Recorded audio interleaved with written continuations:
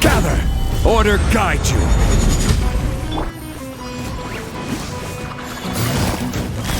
Busted! Chop! Ha! Things are about to get dicey.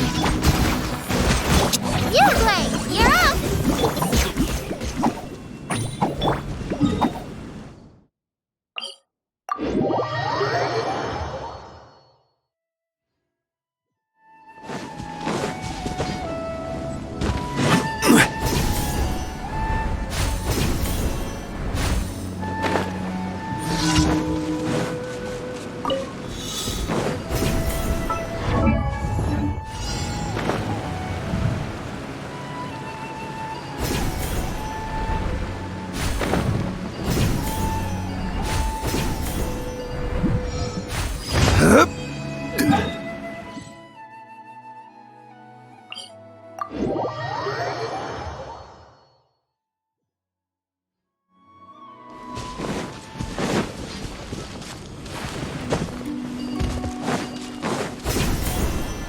That's close enough. New today. Quietly now.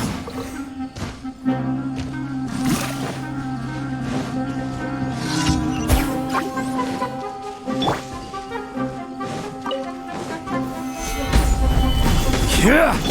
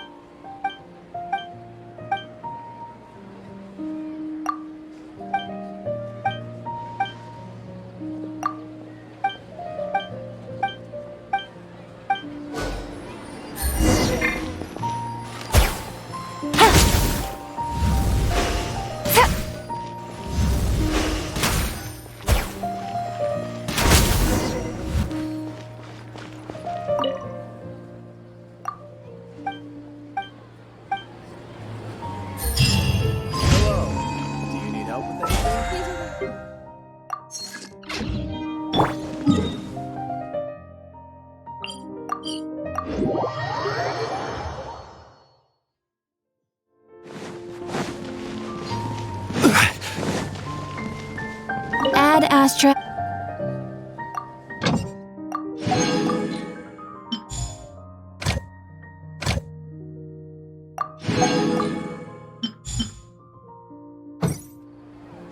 Ad Astra. Thank you for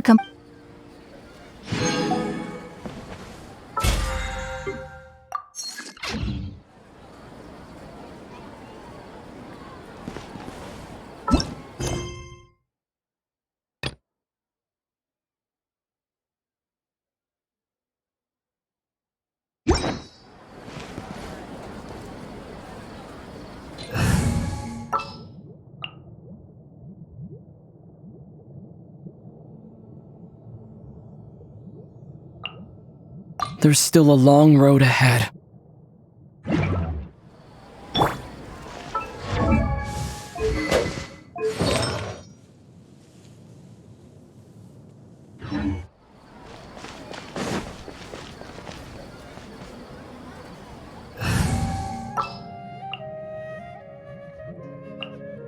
Let's go get ourselves.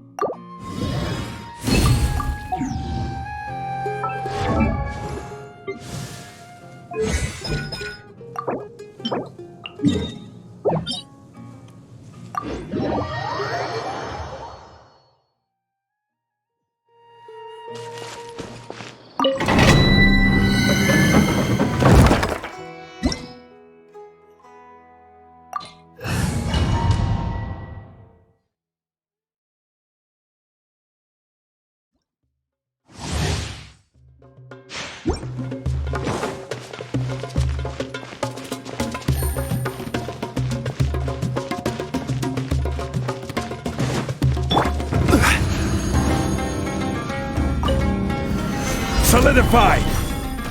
Cha! Gotcha! Game's up! Fun's over!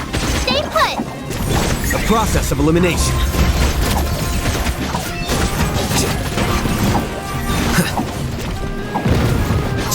Here you are.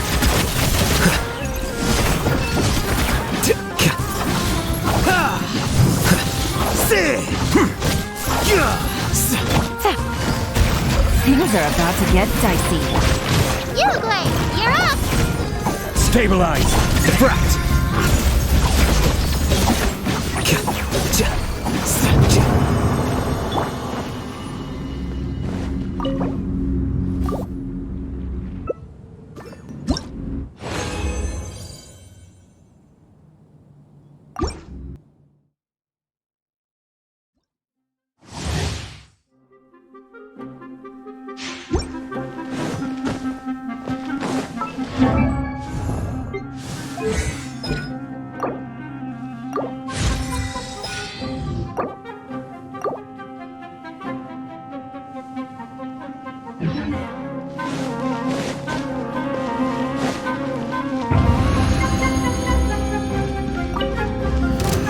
Solidify!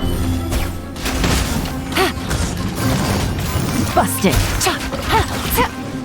Here comes the catch! Cha! Stay put! Gather! I will have order! Gotcha! Ta!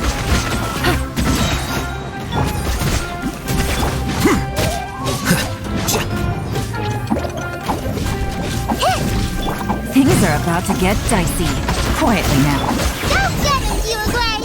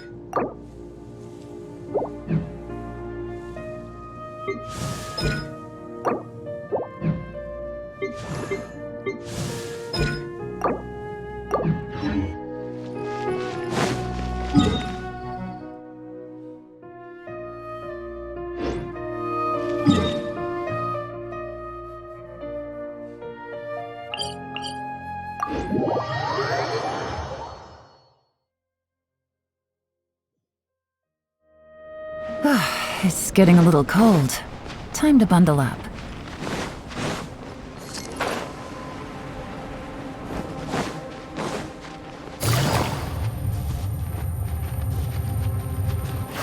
Take it easy.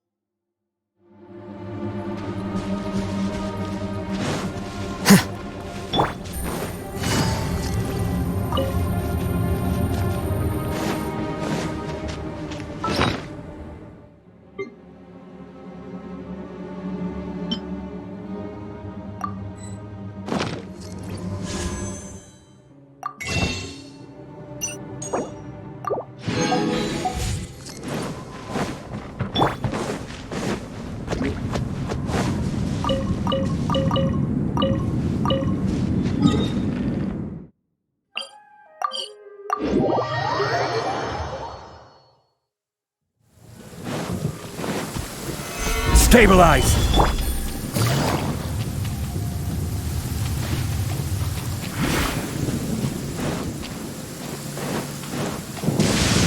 Only innocent children and timid adults are scared of thunder. But you're not either of those, are you?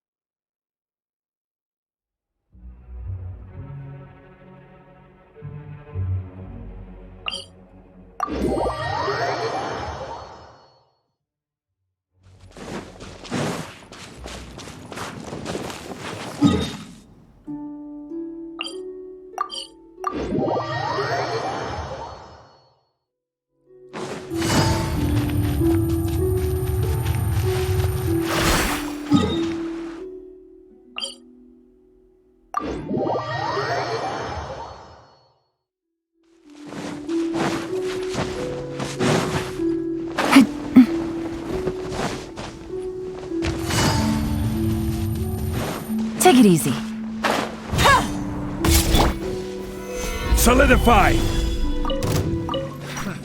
Another test subject.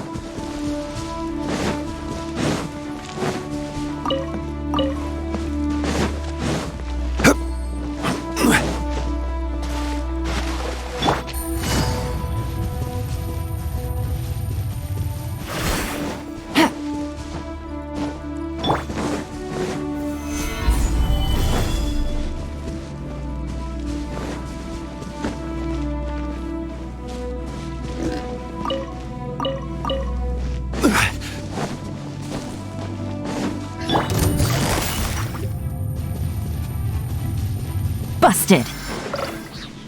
Take a...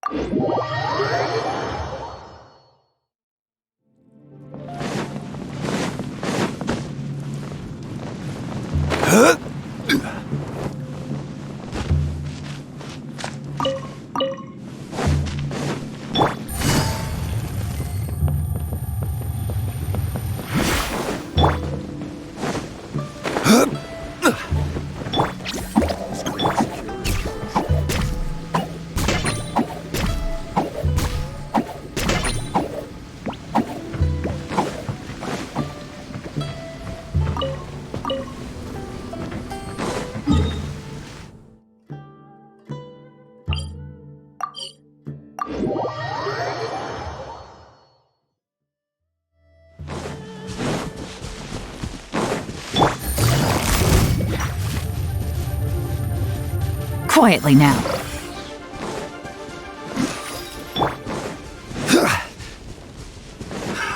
Another test subject.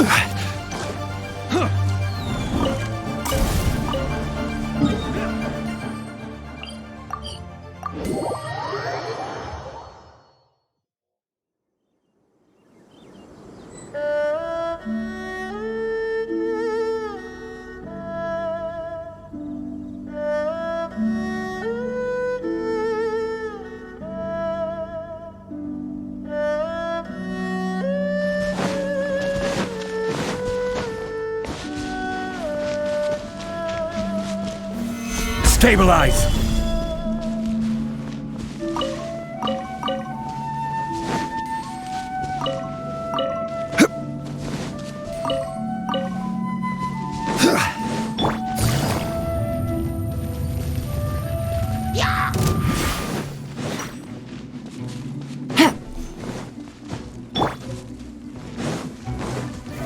Gather!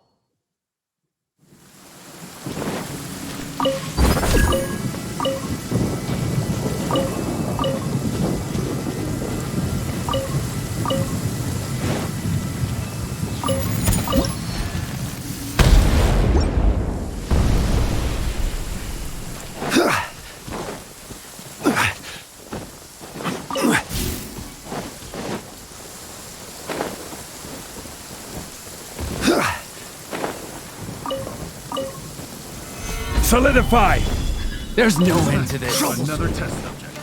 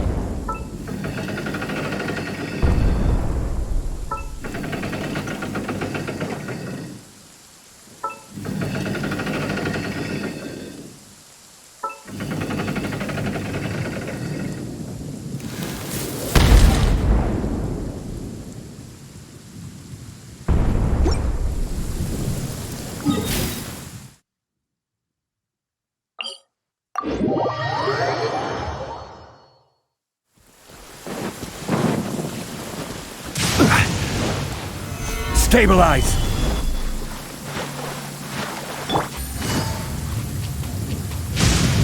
Only innocent children and...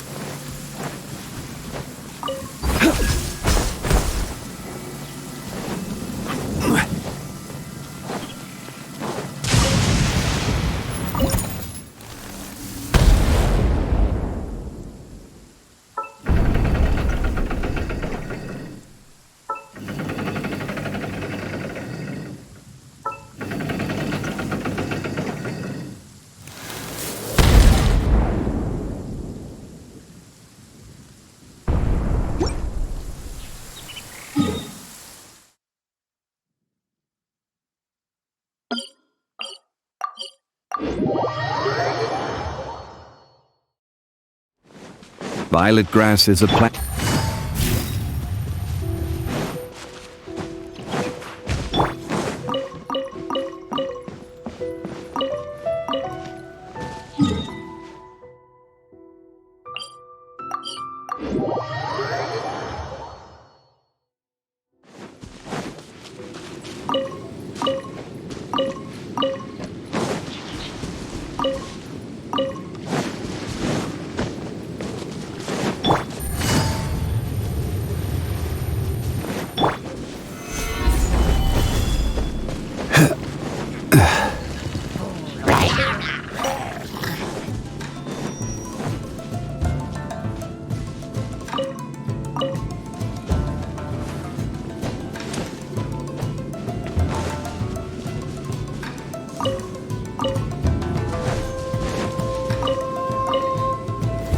Gather!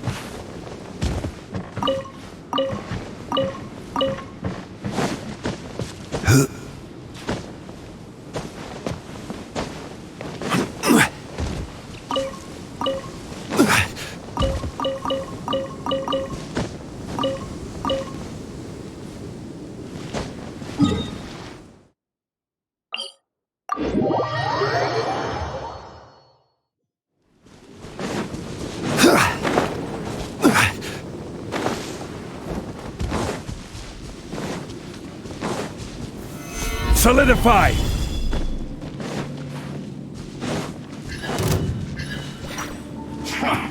Come at me first. You can't run. Well, neither can I.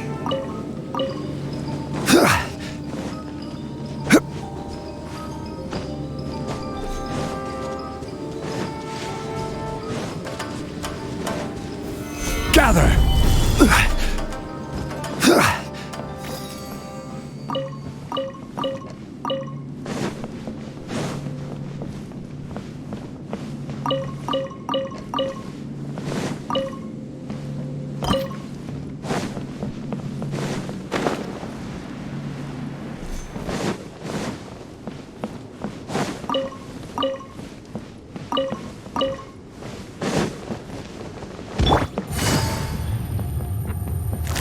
Gotcha.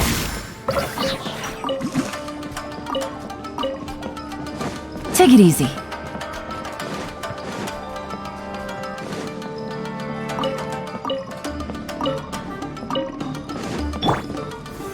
Solidify!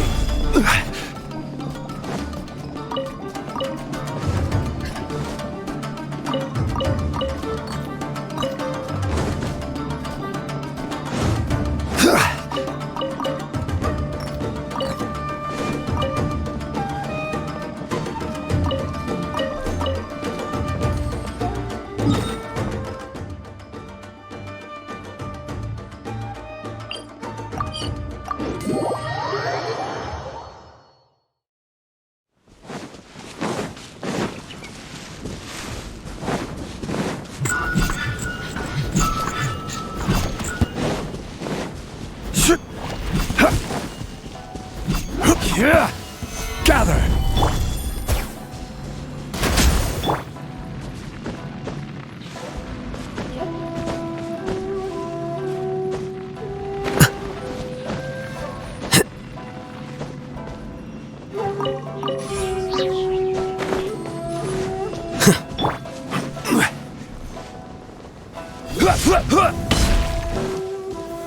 Stabilize! Another test subject. Another test subject.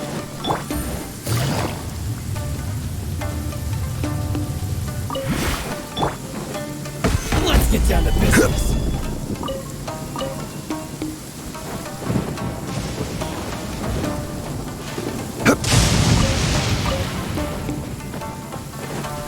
It's my lucky day!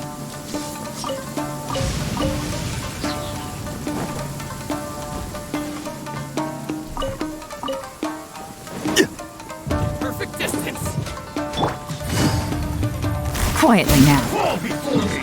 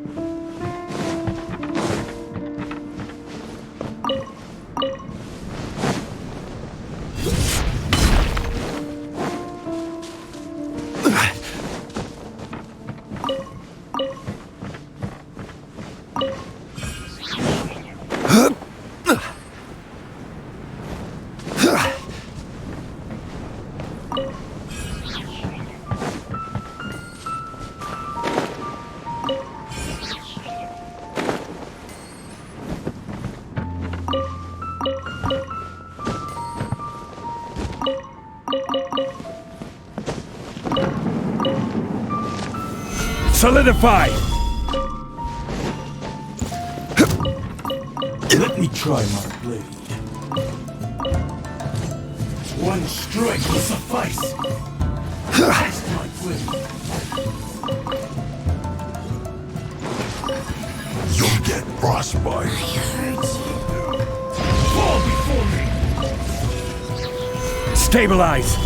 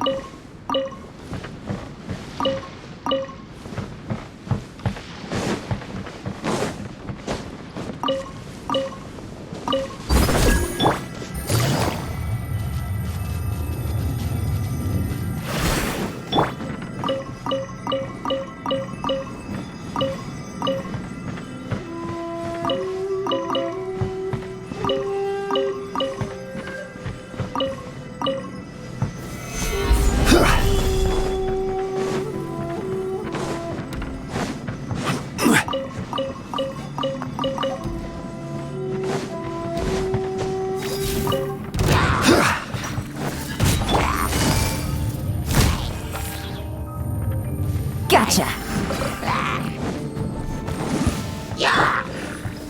Gather!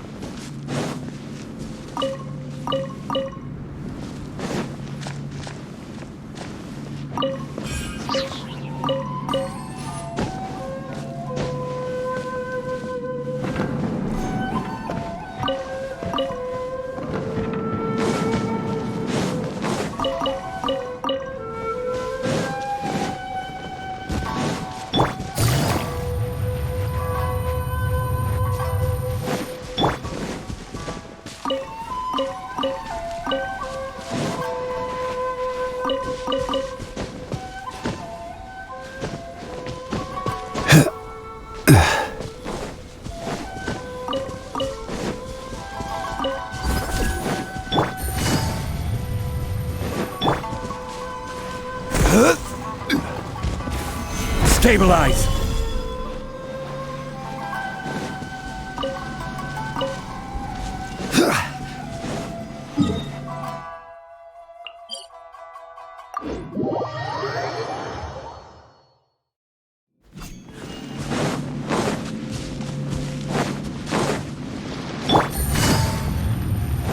Take it easy.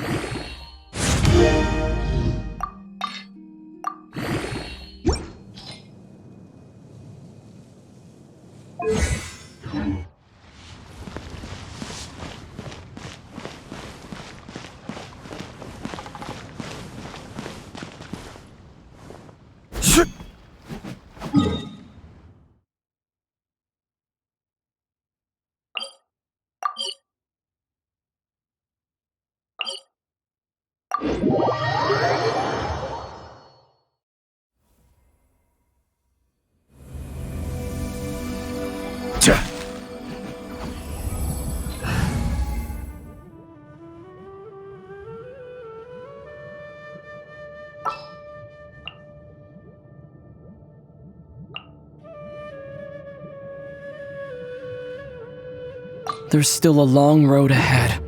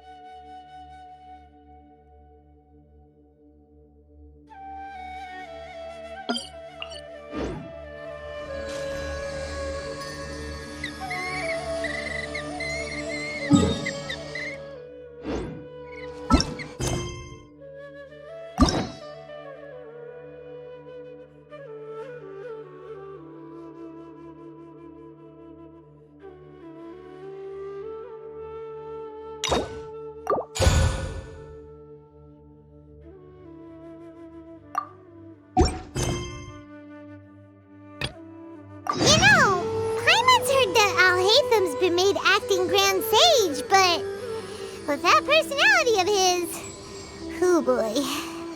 You think things will be okay? Why don't we go to the academia and ask around?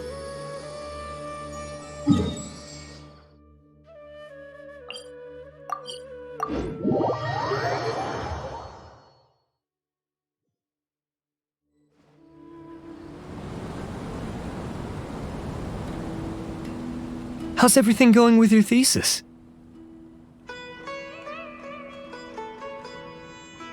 I should be able to publish it next month. A few days ago, I was worried that I'd have to stop my work on it. Thankfully, that didn't come to pass. Well, Azar was one of your thesis advisors. Honestly, I was afraid that you might have gotten dragged down as well. How did things get settled? The newly appointed acting Grand Sage reviewed all of our projects and gave us permission to continue our research. Acting Grand Sage? That sounds like a new thing. Yeah, I heard that selecting new sages has been taking some time, so he's just filling in. But it's all thanks to him that our research results weren't jeopardized. Once my paper is published, I'm definitely giving myself a long vacation and getting some much-needed rest. Mondstadt sounds like a good idea. They're really out of their minds, making ALHAITHAM the acting Grand Sage? Take it easy, Professor. I'm puzzled as well. Just going by qualifications, you're one of our most preeminent scholars. I don't know why they picked a stripling like him. Fool! Do you think I'm angry because I wasn't chosen for the position? No! It's because I don't understand why they chose him! He was one of my students, but he rarely attended class. When I asked him about it, he retorted that self-study was better use of his time. What brazen arrogance, misery of miseries, for the academia to have him as the acting Grand Sage?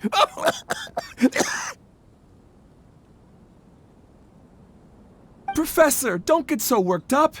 I'll go get you some water. Psst. Want to hear a secret? I've heard the new acting Grand Sage is from Haravatat. Really?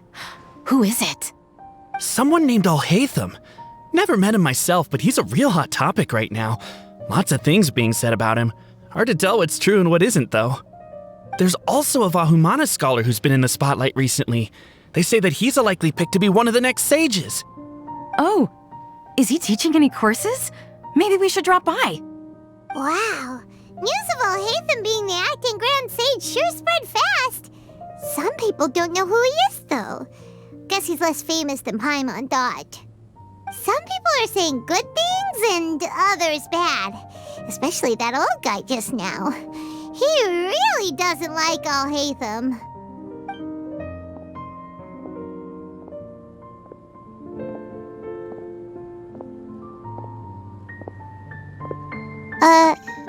Hey! Are you okay? You don't look too good. The Matra. The Matra? I'm Ilias. I have to talk to a Matra about something important. In the state you're in? You shouldn't push yourself. Why don't you tell us what happened and we'll pass on your message to a Matra? No, I have to tell them myself. They are the only ones I can trust. Sorry, can you lend me your arm? This is an important matter. Failure is not an option. Since you put it that way, fine, we'll take you to a Matra.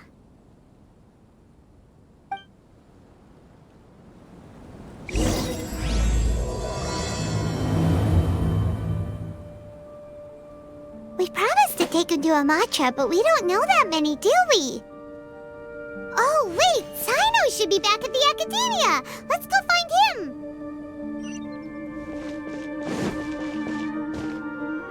Say, an old friend of mine is also in Mondstadt. Why don't we go together? We can even ask him to be our guide and show us around. That sounds great. Thanks a lot.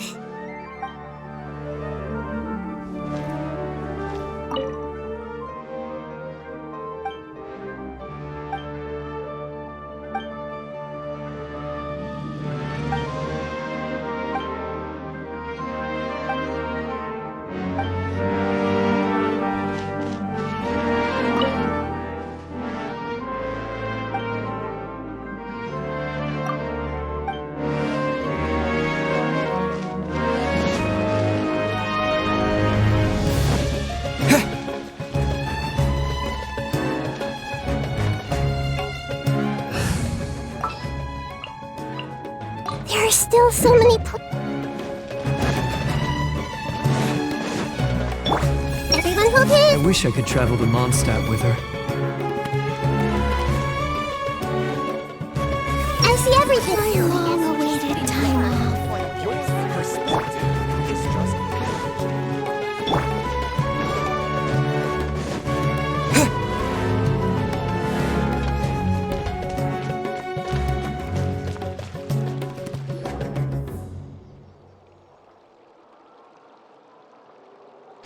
Hey there! Excuse us, but is Sino at the Academia?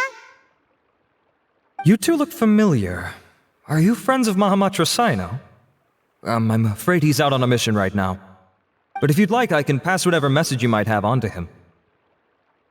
We ran into this guy by the gates, and he seems really eager to speak with Amatra. It sounds like something urgent. Oh? If you don't mind, why don't you tell me about it first? Siraj. Siraj. That name sounds familiar. Isn't he a Vahumana researcher? Vahumana researcher? Yes, one of their most renowned, in fact. I hear he's as daring as he is intelligent. There are rumors he'll become Vahumana's next sage. But please continue, good sir. What about Siraj? I want to report him for conducting a dangerous experiment. He kidnapped me, tied me up, and took me to that horrible cave. Experimental equipment everywhere. I ran as fast as I could, a little slower, and he would have caught me. There's no rush. Please, take your time. What kind of experiments was he conducting? Where is this cave? I don't remember. Huh? You can't remember?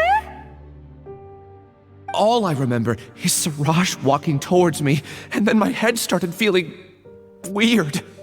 It's like a nightmare that I can't recall. I just know that that place is dangerous, and that they must be stopped. Oh, I heard they conduct business in the tavern. We have to hurry. Even if what you say is... All right. I'll have some of my colleagues look into Siraj. But before that, I would like to administer the Matra lie detector test. You think I'm lying? Please don't take it the wrong way. This is just standard protocol. Sorry, but can you two wait out here a little while? We'll be back soon.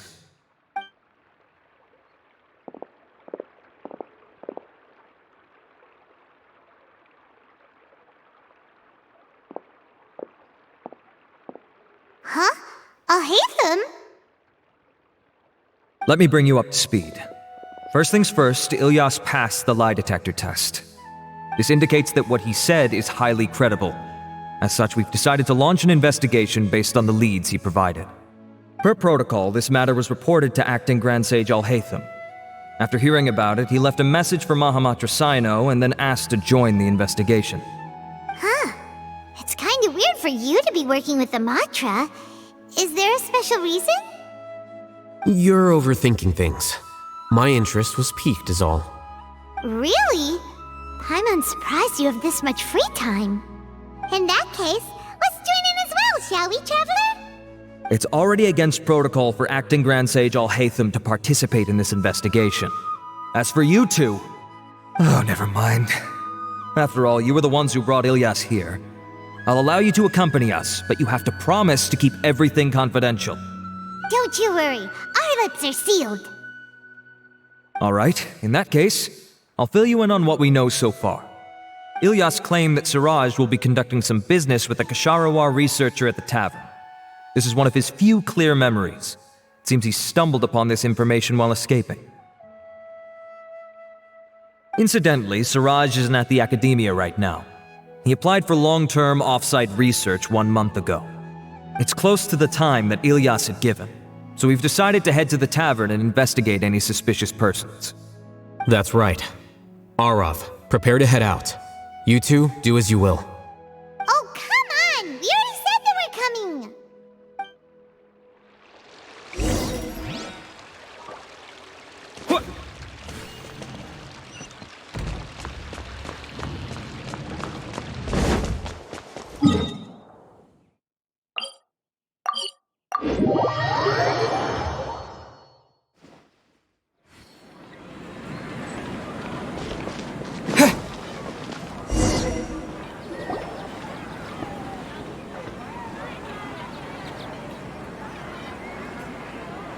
We're here, Acting Grand Sage ALHAITHAM.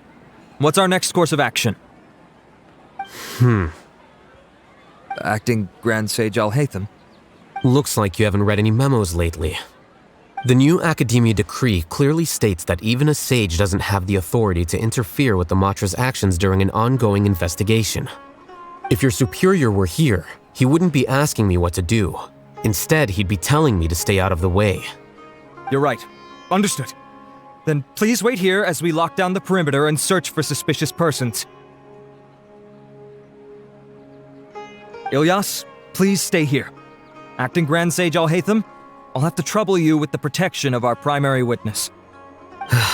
Sure, though I'd rather he just protect himself.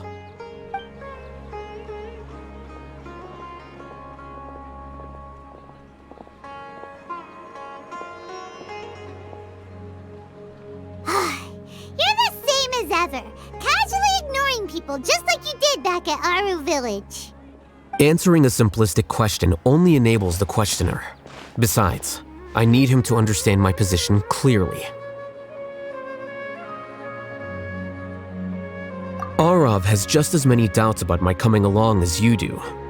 But unlike you two, he's making this matter more complicated than it is, with his considerations like the Acting Grand Sage is trying to seize the Matra's powers. That question was obviously bait. The Matra were once under the influence of the sages, and so were often subject to these bureaucratic traps. The test was strictly unnecessary, though. I hope that our exchange will assure him that I won't interfere with their work this time. Why is this so complicated? This is why I was against becoming the Acting Grand Sage from the very first. Titles and rank inevitably make a lot of things more troublesome than usual. Excuse me, Acting Grand Sage ALHAITHAM. I've had a question on my mind, and I need to know the answer no matter what. Have we met before? No, I have no recollection of ever meeting you. Haha, I thought so too. I probably wouldn't have had anything to do with someone of your caliber. Then why did you ask? Well, for some reason I felt a sense of familiarity when I met you for the first time. Really? A misperception, perhaps. Or... Acting Grand Sage ALHAITHAM, we've apprehended a suspect. Siraj? No, it's the Ksharawar researcher who has dealings with him. His name is Narendra.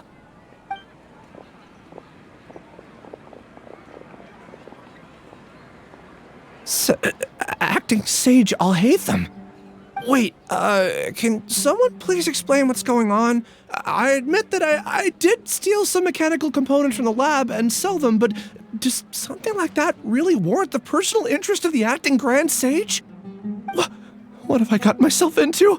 I know I let greed get the best of me, but please, I promise that this won't ever happen again.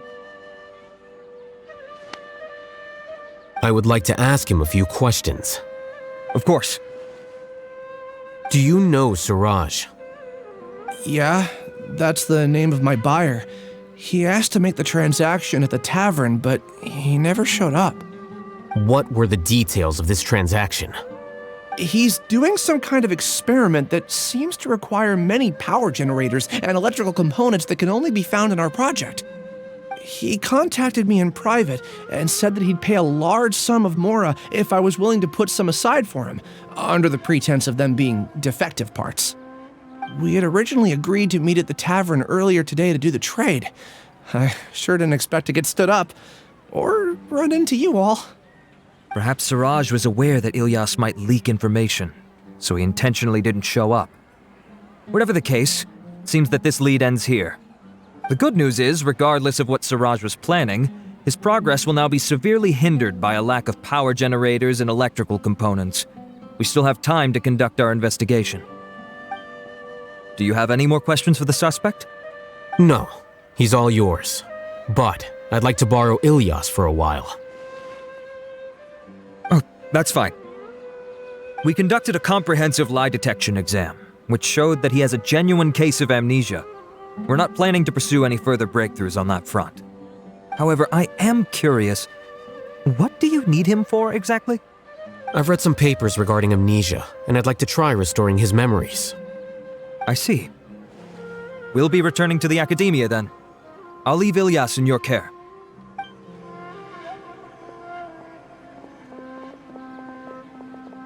Follow me.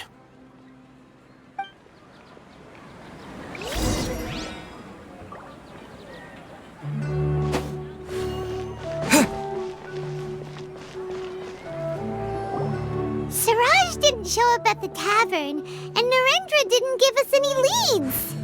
Ugh, that means we're stuck. ALHAITHAM, are you serious about seeing things through? Paimon's pretty surprised that you're this interested in the case. I thought you would have guessed the reason by now. Huh? Paimon has no clue. Hey, do you know? Yes, we were classmates. Oh, so that's why you asked to come along when Arav briefed you on the situation. So you're not here because you're interested in the case itself, but because you know the suspect? You couldn't be further from the truth, but I wasn't expecting much from you to begin with. For the time being, all you need to know is that we were once classmates. I became the scribe afterwards while he continued his academic endeavors. He submitted a thesis 1 year ago, and the Grand Sage at the time asked for my opinion. I did not approve of it because it committed one of the 6 cardinal sins by touching upon human evolution. From violating matters regarding human evolution to attempting the forbidden and fearing none, the 6 cardinal sins are the origin of all evil in this world. They are also what the sages use as a reference when formulating or amending the rules of the Academia. My opinion was that Siraj's research was both overly naive and in violation of various core principles. The Grand Sage took some of my suggestions on board and ultimately decided to reject the application. So that's why he's buying energy sources and electrical components. He's most likely trying to circumvent the rules and conduct his experiment in secret. That sounds super suspicious. Oh, we gotta stop him. Ilyas, can you try to remember things again? Maybe something new will pop up. I'm sorry, but I've already tried many times. And no matter how hard I try, it feels like everything in my mind is shrouded in a thick mist. It is possible for a person to subconsciously forget some of their memories as a defense mechanism against extreme stress. However, these memories aren't truly lost, but merely sealed away. They can be restored with the appropriate stimulus. Now, try to recall things you care about. They don't need to be related to this case. Well, actually, I feel like I've forgotten more than just the memories of the time I was kidnapped and experimented on. The kind of person I am, the things I've done, I can remember some things, but I can't recall some others no matter how hard I try. But I do vaguely remember that there are 2 things that I have to do no matter what. Do tell. The first is to get my paycheck from the Academia and give it to my younger sister in Gandharvaville. I'm not sure about the details, but it seems that I would send money to my younger sister every month to pay for family expenses. And the second thing? What's the second thing? I can't remember. Sorry, there's just so much I can't recall. Not unexpected. However, you're the only one who has seen Siraj and knows the exact location of his cave at present. As such, we'll do everything we can to help you regain your memories. Losing your memories must be really painful. But don't you worry, we'll help you get them all back. Oh, thank you so much. This feeling, it's more than just pain. I don't know how to describe it.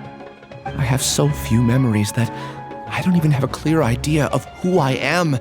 And my head's always ringing. It feels like I could faint at any moment. But amidst all that, it also feels like I've been set free somehow. Nevertheless, I have you all to thank for bringing me what clarity I do have right now.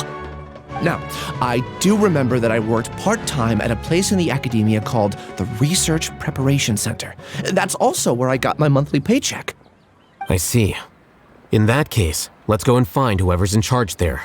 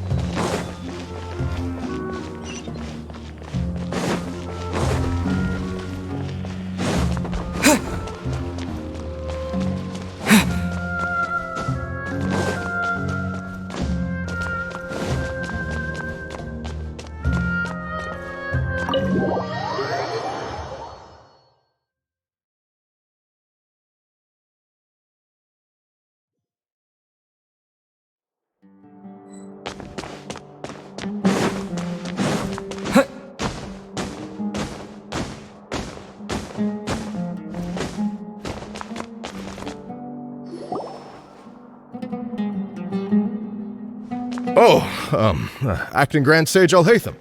I've sent this period's research expenses report to your office. Have you taken a look? Are there any issues with it? I did. Recent research expenses have decreased quite a bit compared to past figures. Yes, though that is primarily because there are fewer scholars with research needs. But that can be a rather convoluted topic. Might I ask why you are here today? I believe you know this individual. His name is Ilyas. He worked part-time here, and he's here for his paycheck. Oh, yes, of course. Though, Ilyas, where have you been these past few days? That was our busy period, but then you disappeared without a word. Everyone had to pick up the slack. I'm sorry, something unexpected came up. But I know I've caused trouble for everyone. Is there anything I can do to make up for it? The other researchers have more or less finished your share of the work. However, there is one thing that is yet to be settled. Do you remember Chandra? You were in charge of following up on his off-site research application. He retracted his application a few days ago and canceled his off-site project. He's the 12th person to retract a research application this month. I'd like you to ask him why he did that. Chandra's probably having coffee at this hour, so you can find him at the cafe. Understood. Then, about my paycheck. I'll pay you in full once you return. However, make sure you don't disappear without saying anything again. Be considerate to your colleagues and give them some forewarning at least. Is this acceptable, Acting Grand Sage ALHAITHAM? I have no objections.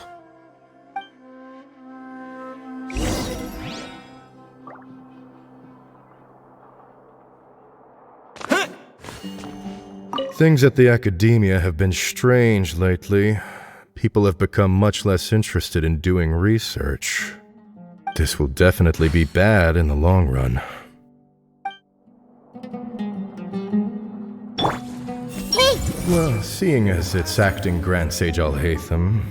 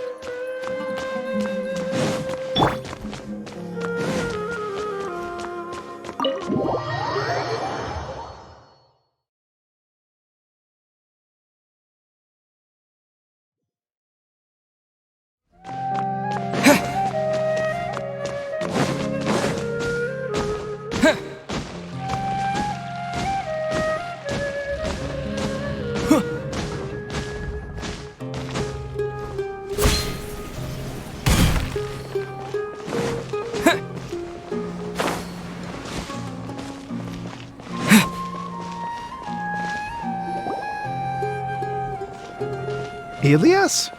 Long time no see. What can I do for you? I heard that you canceled your research project, so I'm just here to ask you why.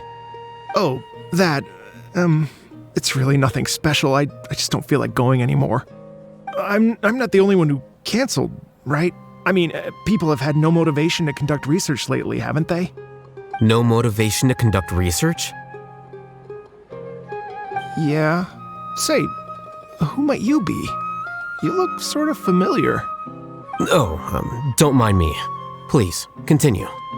Well, with the downfall of the Sages not long ago, many of the projects that they led were put on hold while they were being investigated.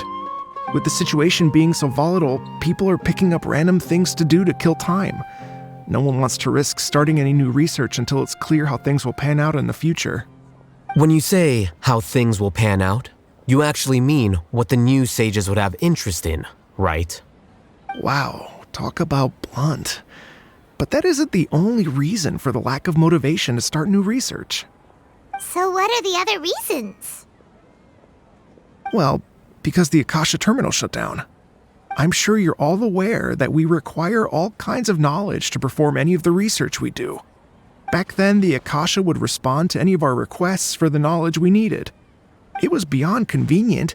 We didn't have to spend an extended amount of time studying, so we were able to immediately run various tests and experiments. I see. You get it, right? After having had a taste of something so amazing, who can be bothered to manually sift through data and files ever again? There are only a handful of people at the academia who are starting new projects or performing research. Most people are like me, waiting for a recognized researcher to start a project before immediately applying to join. Although our names will be further down in the paper, we'll have a much easier time. We don't have to do most of the mental heavy lifting. All we have to do is focus on our assigned tasks.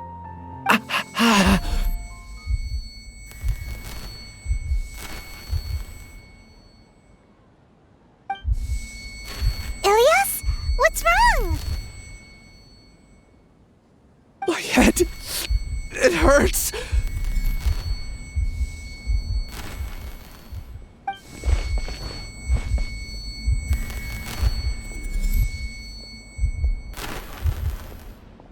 I remember now.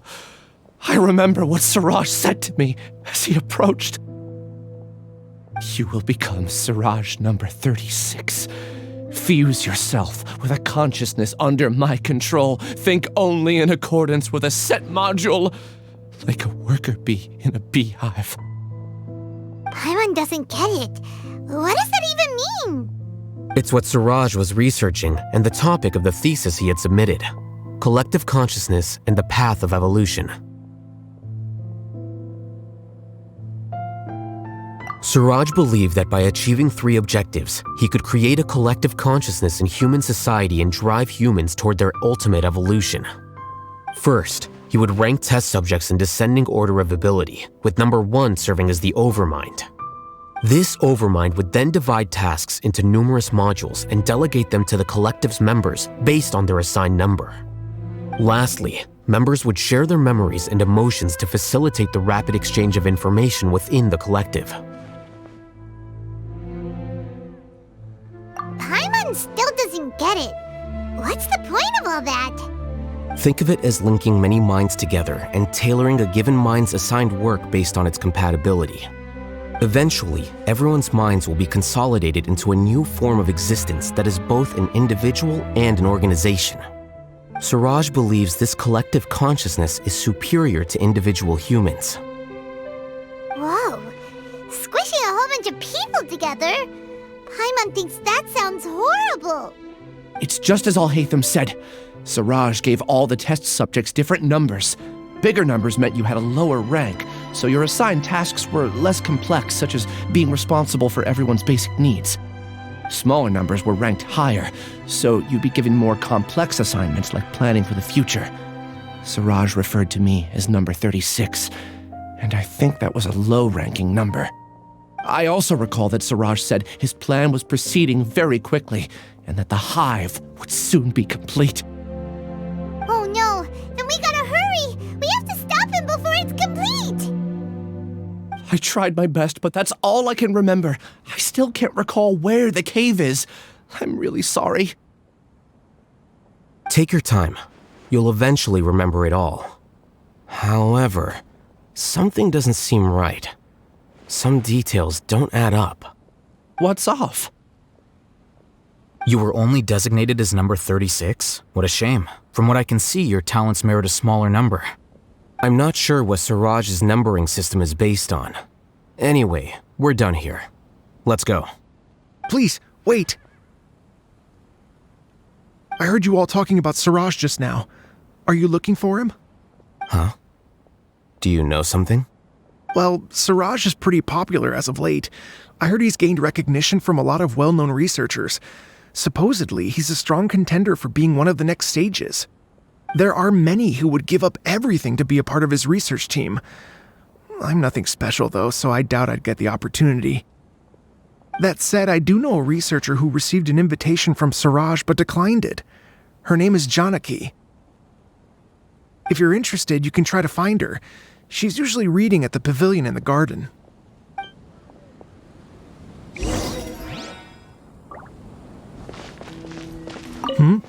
What can I do for you? Everyone home? I wish I could have joined Siraj's research project, too. Just take my word for it. Student joining the Light Novel Society.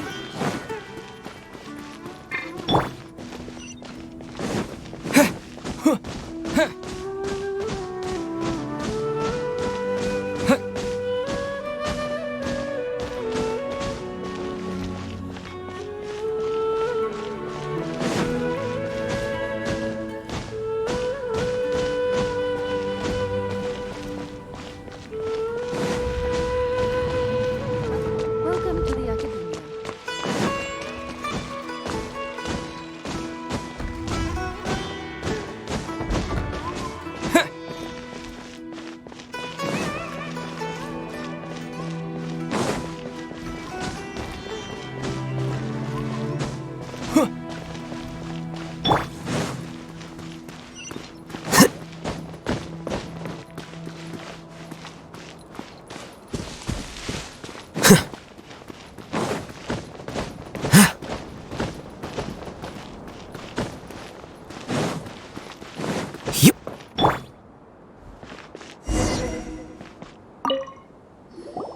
Are you Janaki? We'd like to ask you a couple of things about Siraj. Ilyas? Do you know me? I'm sorry, but I don't recognize you. Are you playing dumb with me? No, I'm not. I actually have amnesia, so I've lost a lot of my memories. And? Are you trying to say that I should forgive you just because you've forgotten what you've done? Or are you using the acting Grand Sage as backup to settle things with me? The two biggest loners teaming up. What a terrible thought. That's enough. There seems to be a dispute between the two of you, but I have no interest in that. I heard that Siraj once invited you to join his project. Is that true? So, what if it is? Siraj did extend an invitation to me, and I was also interested in his project. I think it was about collective consciousness or something. Anyway, he said that I could be number 45. I refused because I thought that rank was too low. No one wants to be placed at the bottom. Certainly not me. Elias is number 36, and Janaki was supposed to be number 45. Ugh. Just how many people did Siraj have his eyes on? Tell me, did Siraj tell you how he assigned numbers? Yeah. Remember how the sages took advantage of the Akasha and extracted Yana energy from our heads back then?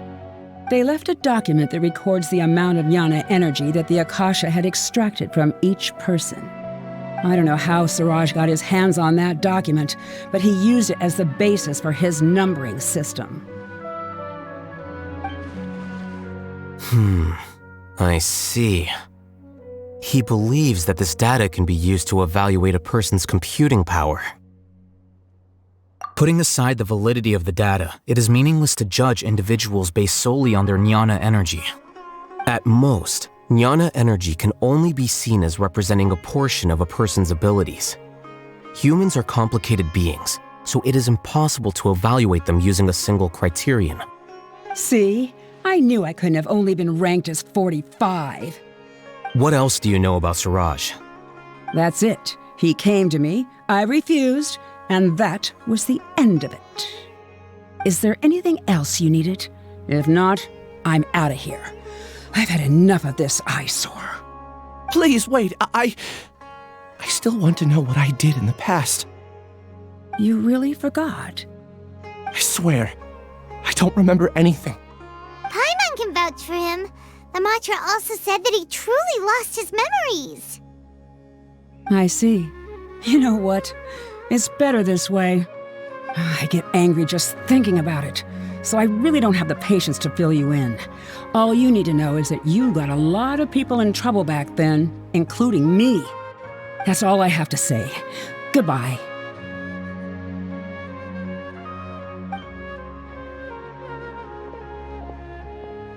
And she's gone. She doesn't seem to like you very much. Do you really not remember anything? I really don't. But after she said that, I've had this heavy feeling in my chest. I guess I did something really horrible. Do you want to remember? Huh?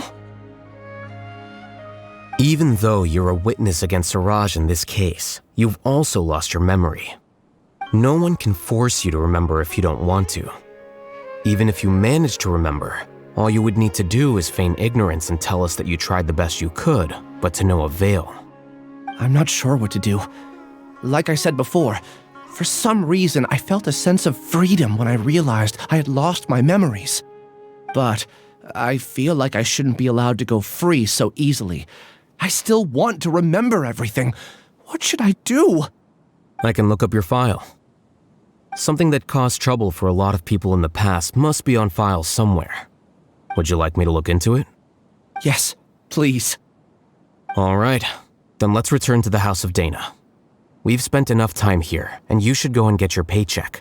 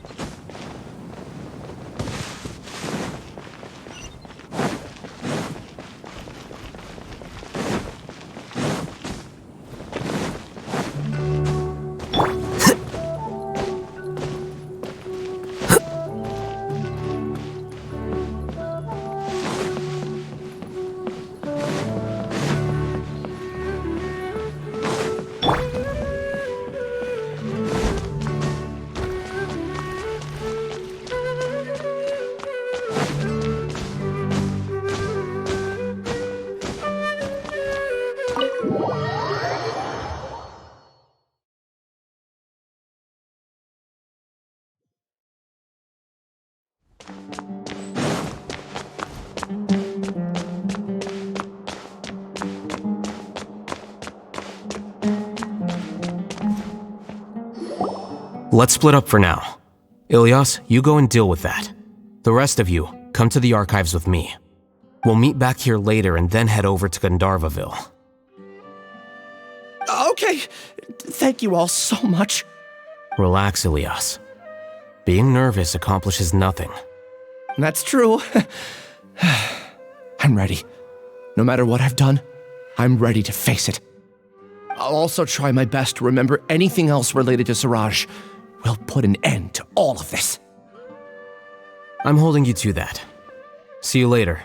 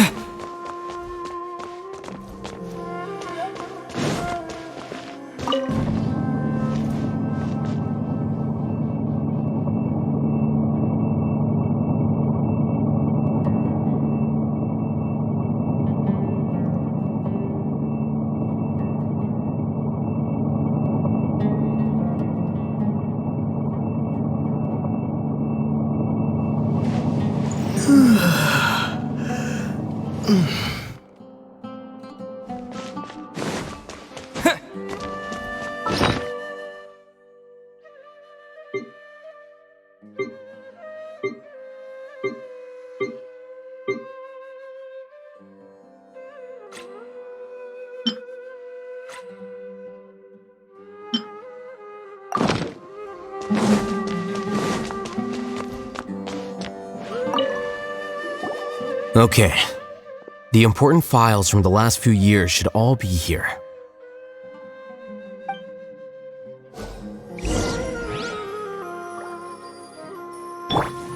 Hey!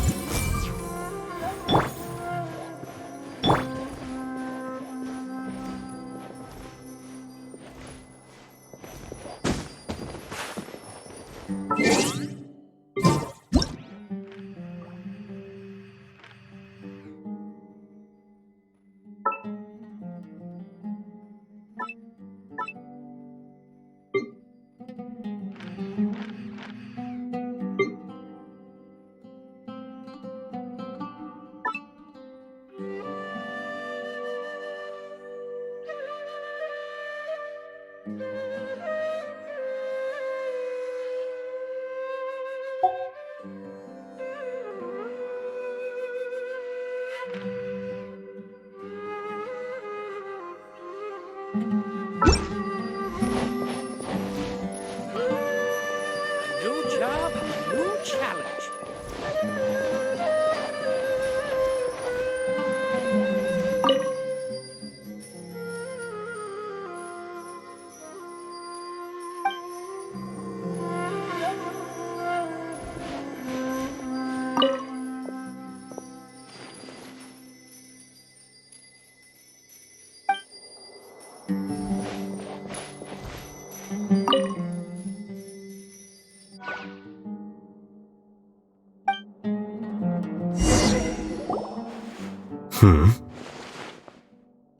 What's wrong?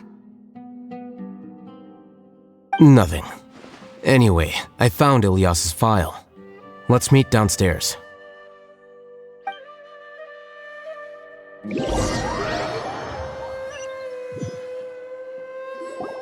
What have I done? This file indicates that you were once commended by the Academia for your courage and sense of justice. You were considered a hero. Huh? Me? Yes. Your instructor was engaging in academic fraud, and you were the one who reported him. Your report was found to be true after a series of investigations, and your instructor was brought to justice by the Matra. This incident caused quite the commotion, and the Academia sent you a commendation. What is it? Are any memories coming back to you? No, it's just... my head feels like it's being ripped apart again. It hurts.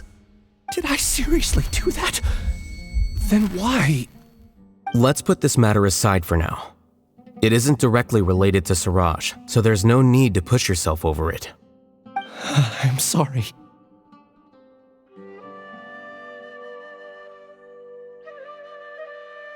That should have been something good to hear, but my body is instinctively rejecting it.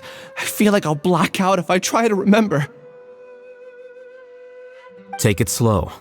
Recovering memories is no easy task, especially when it involves memories that you don't want to remember. Just do what you think is right. Thank you.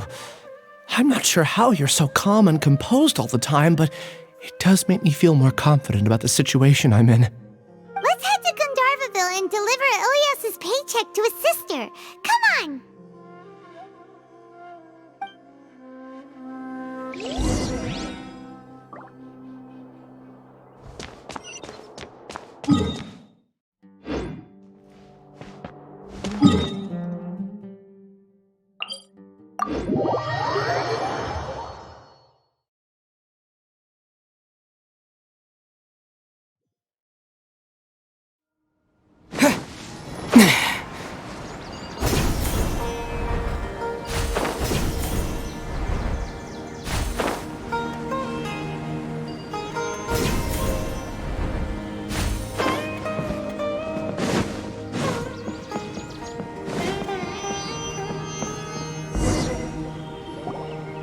We should be close. Let me think. It should be this way.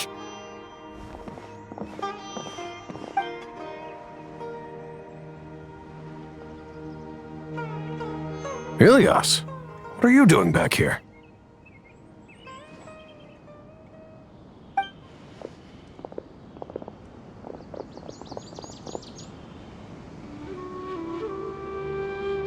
Dad, it's nothing. I was just wondering how everyone was doing. You sure everything's okay? Did they bully you again? It's all right. You can tell us. Ilyas, what's wrong? I'm fine. Just a minor headache. I haven't been getting much rest lately. Back then, I told you not to be a hero. Look how things turned out. I can't imagine how things are going for you at the academia. We've even been receiving threat letters. You don't have to force yourself to stay at the academia. You can always come back home. I'm all right. I just need a little rest.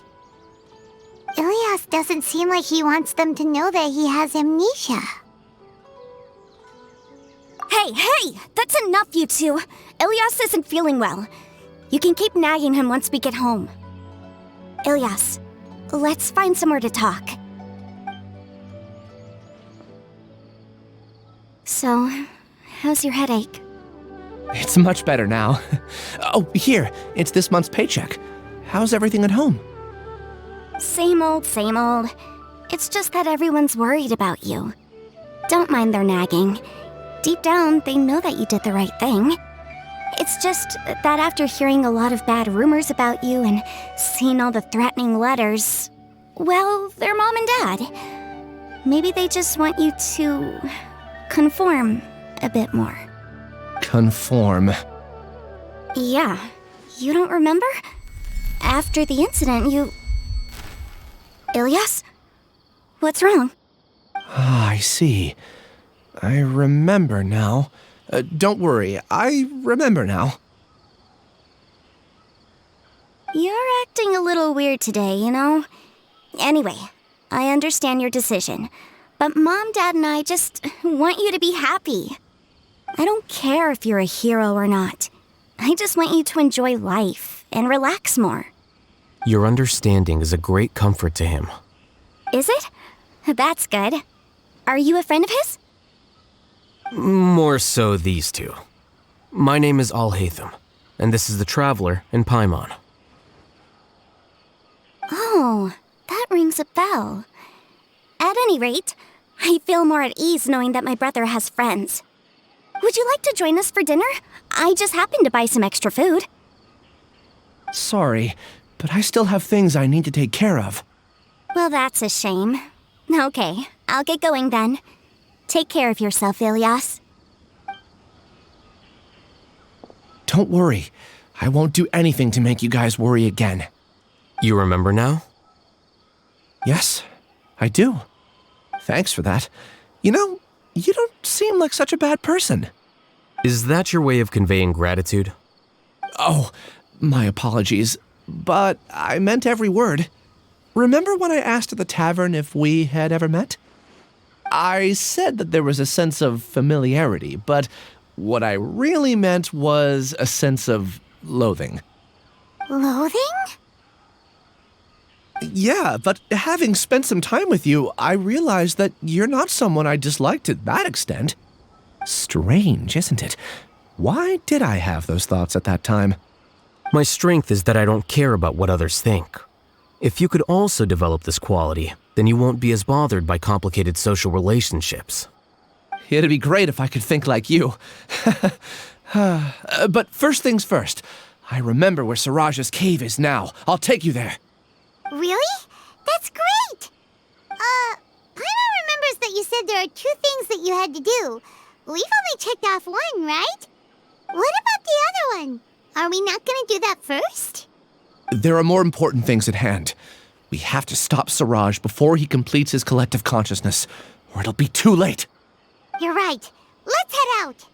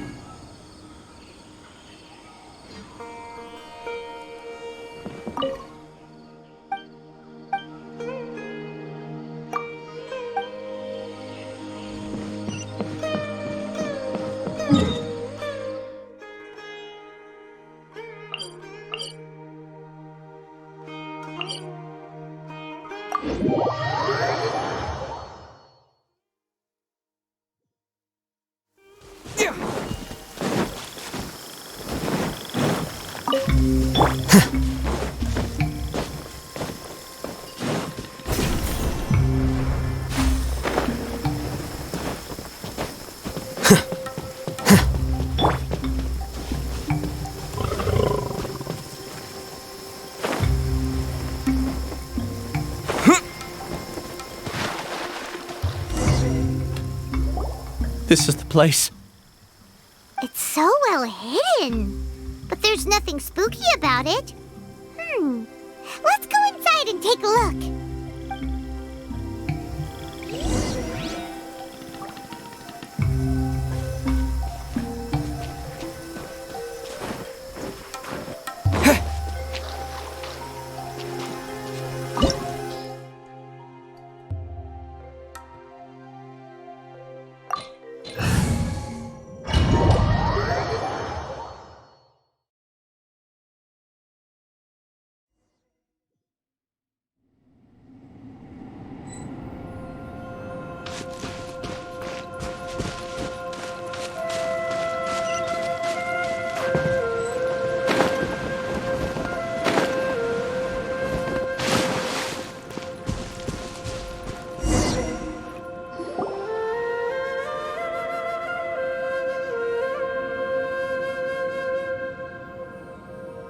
Weird.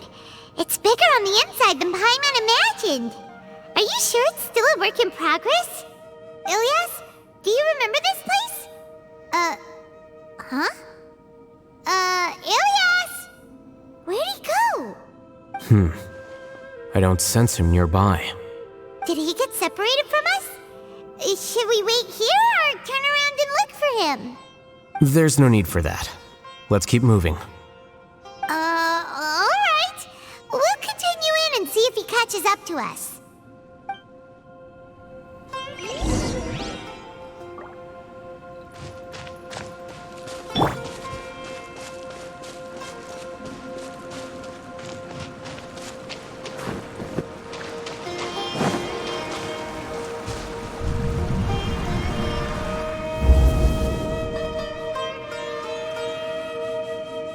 It's okay, Ilyas.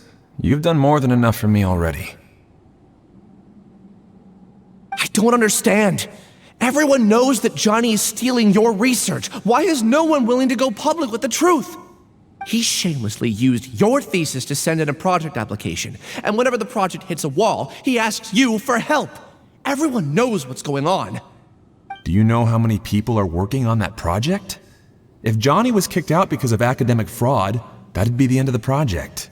Too many people would be affected. But he's obviously taking advantage of you! He throws you the hardest work, and after you're done pulling all-nighters, he struts around with your research data and takes credit for it. That's not right! Why are you putting up with this? A lot of people warn me to not say anything, and I think they have a point. This is just how things are. All I want is to graduate without any problems. It's okay. He's at least paying me. Half a year of your time and effort. Countless all-nighters and casual threats and insults. All for a measly 20,000 mora? He's treating people like cattle. Enough. It's fine. I just need to suck it up and get it done.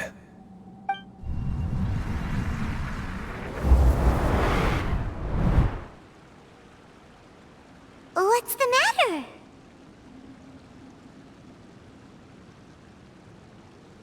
Huh? You could read minds this whole time and you never told Paimon? Of course not. I was also able to see those memories just now. They were probably the ones that leaked out while Ilyas was connecting to the collective consciousness. Connecting collective consciousness? It's clear that this place isn't a work in progress. The hive has long been finished. The collective consciousness project is already complete, and Ilyas is now returning to the collective. Not entirely. Keep walking and you'll see why.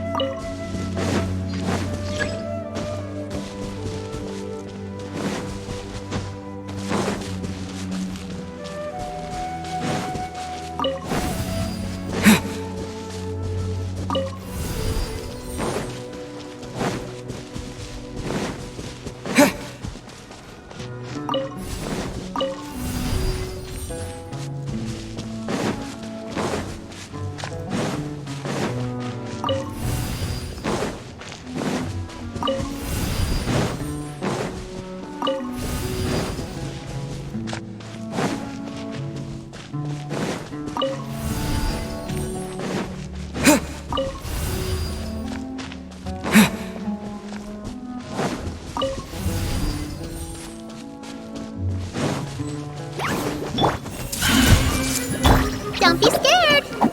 Propagate! Flicker.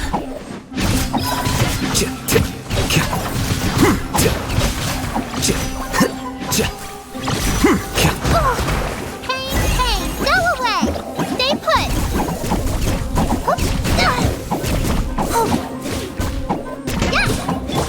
Everyone hold hands! Scatter! Here you are.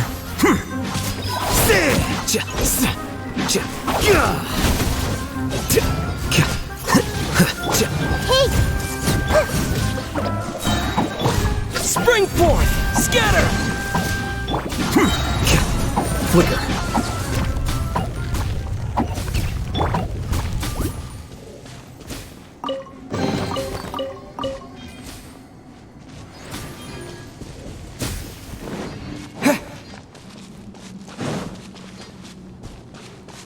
It's completely different from what Ilyas said. This place looks like it's been done for a while.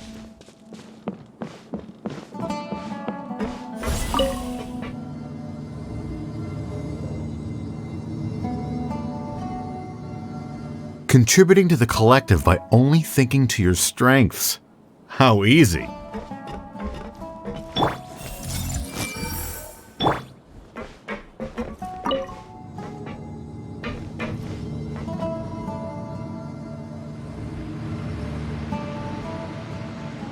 ALHAITHAM. Just thinking of that name fills me with hatred. We must get rid of him.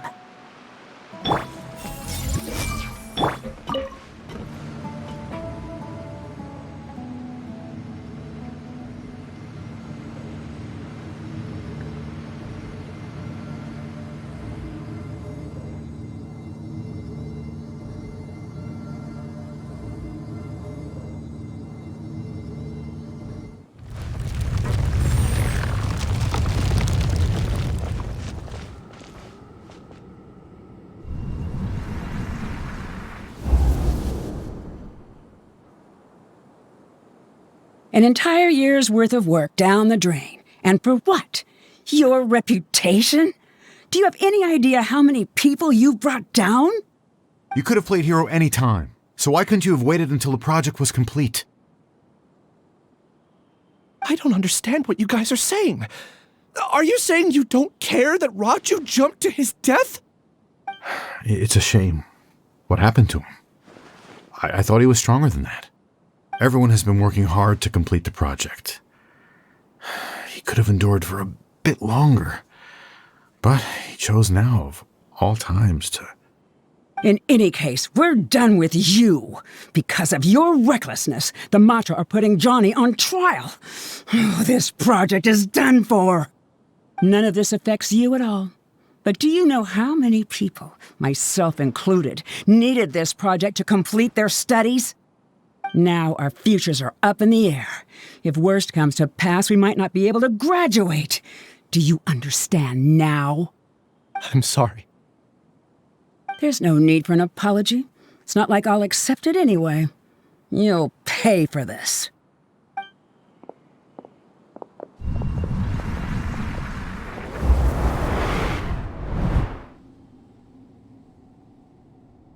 Hey, you're blinking out again.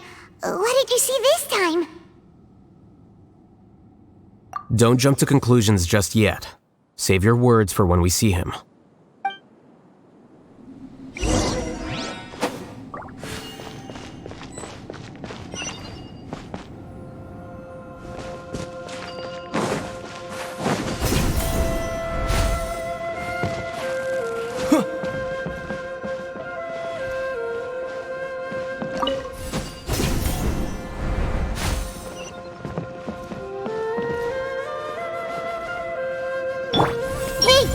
I just have to stay here. Just follow the collective.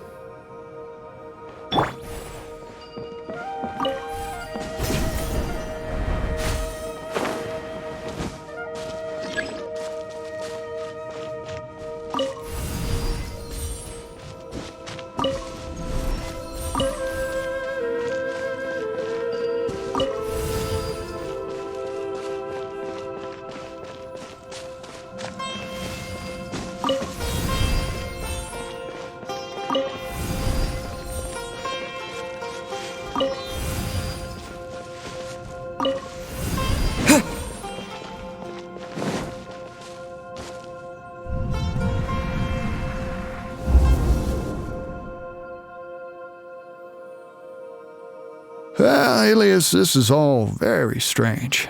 Is there really no research group that will take you? Well, to pass this course, you must complete a paper with other researchers. I know you're a hero for fighting academic fraud, but we can't make exceptions for heroes, now can we? Maybe you should try to improve your relationship with the other researchers. Getting a reputation for being too unconventional will not stand you in good stead in the long run. I understand.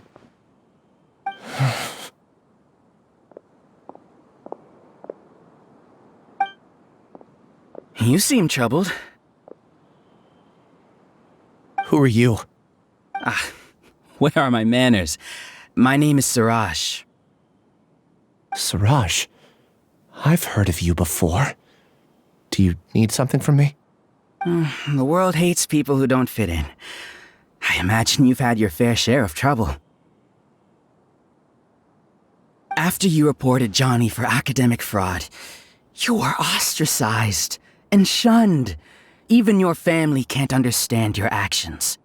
However, I'm working on some research that will help you merge into a collective. That way, your life won't be so dolorous. How about it? Wanna have a go?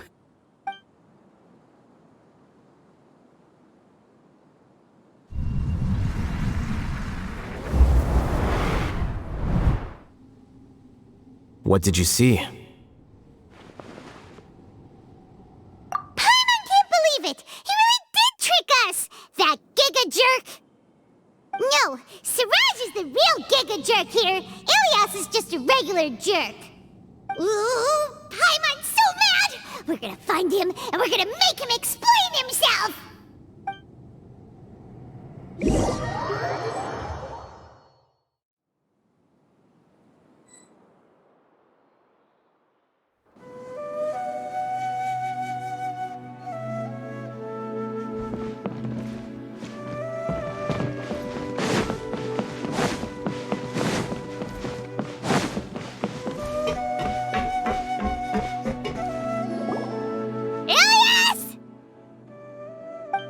You've come.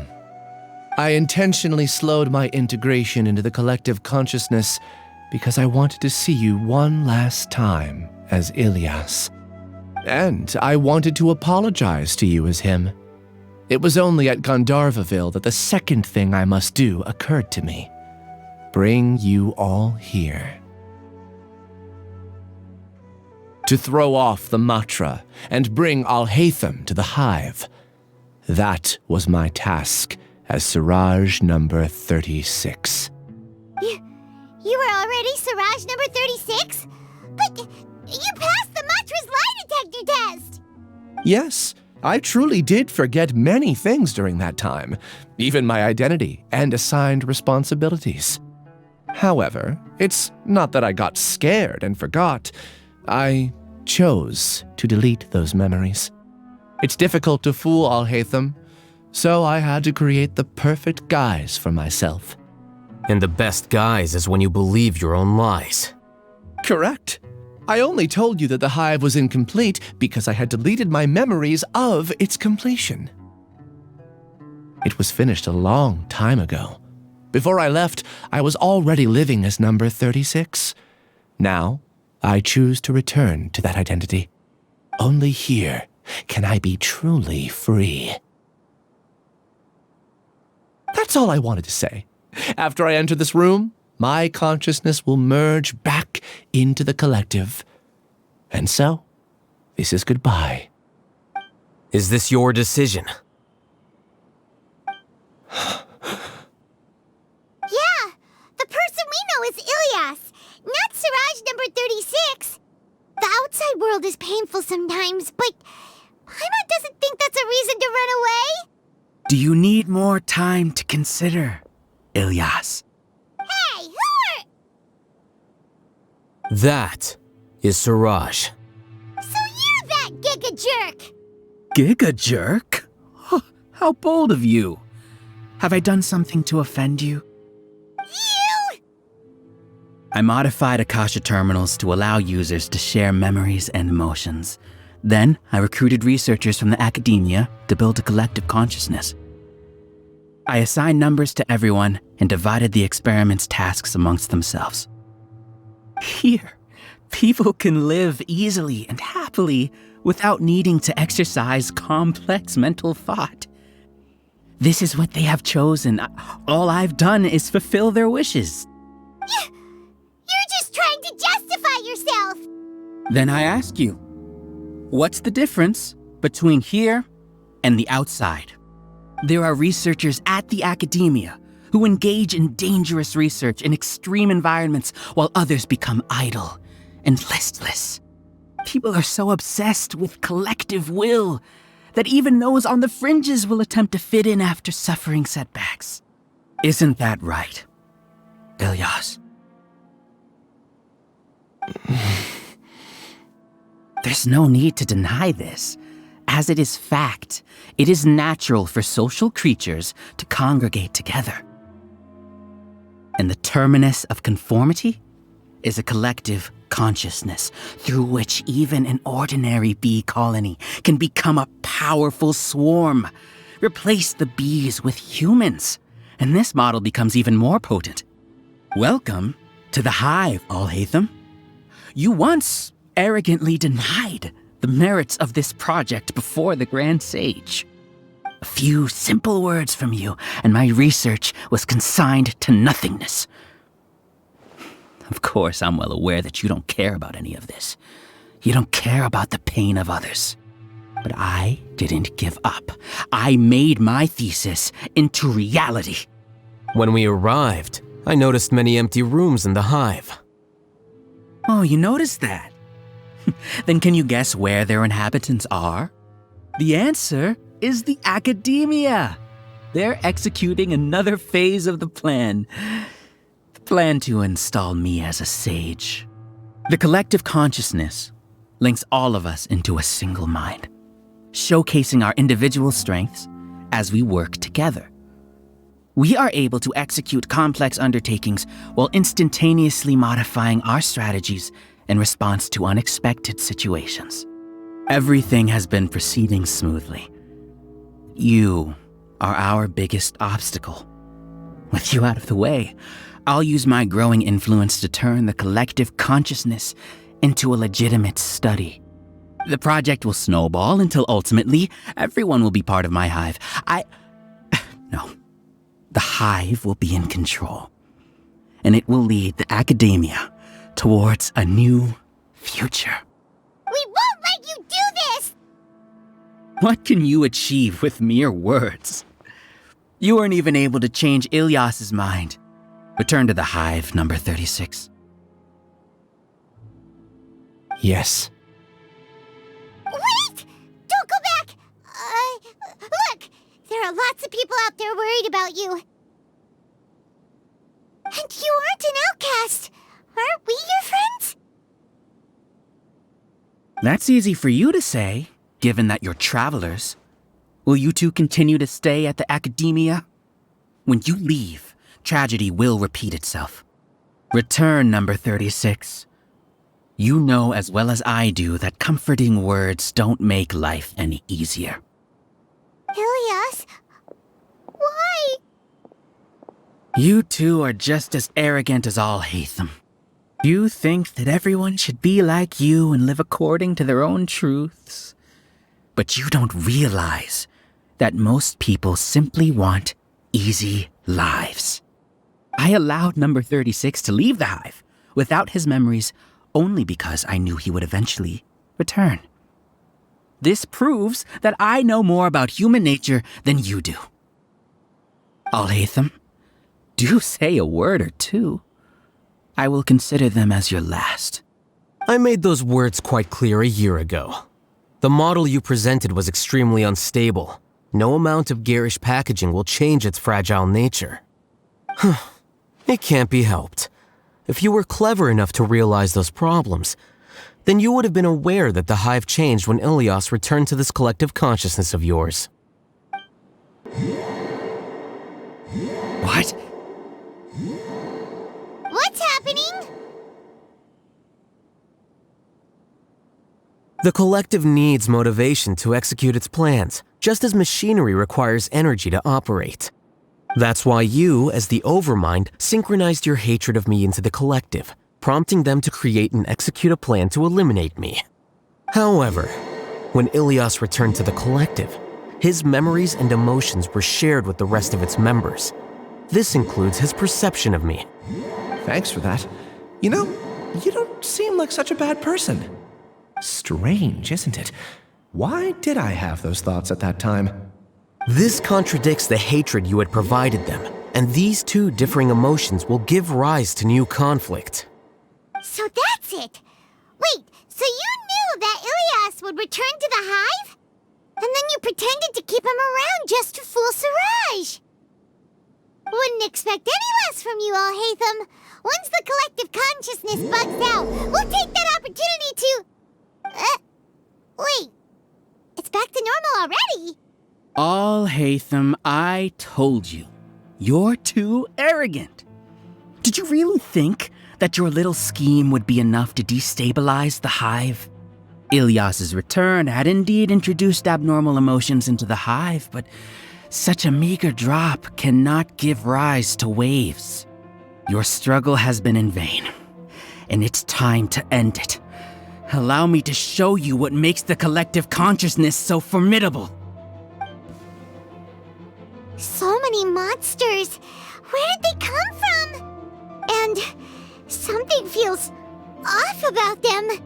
I also integrated monsters into the collective, though I ranked them last. Even so, they are part of it. Despite their lack of intelligence, perfect cooperation can be achieved, much like soldiers who have undergone strict training. Now then, drown in endless waves of monsters. You will all pay for your ceaseless arrogance. Hey, ALHAITHAM! Your plan didn't work, so what do we do now? I've already sent my gift to the collective. It'll take some time for the recipient to receive it. You two just need to brace yourselves for the nuisance in front of us. Well, alright. Paimon doesn't know how you get so confident, but we'll hold them off for as long as we can!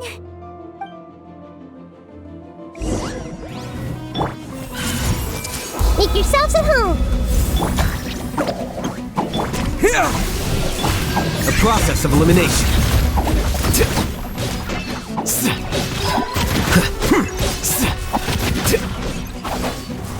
ALHAITHAM isn't that bad of a person. But it has to be done. He must be eliminated so that we can evolve. You're up! I see everything! Diffract! You see? That is the will of the collective. Even with the hatred gone, they continue their work. An external anomaly cannot shake the collective's stability.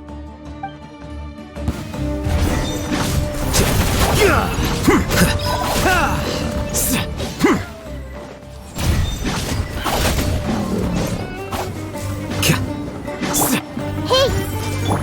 Stay put! The Temple of Wisdom! Go get him, Uruguay! This may hurt a little. Scatter!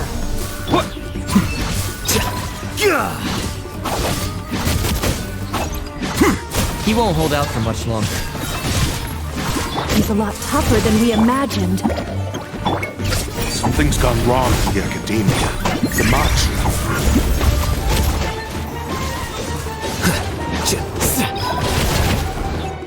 What's going on? What's with this sudden influx of information? Silence! As the Overmind, I command you!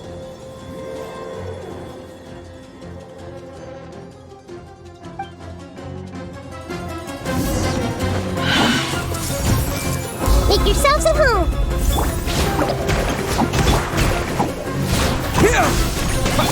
Ready, go!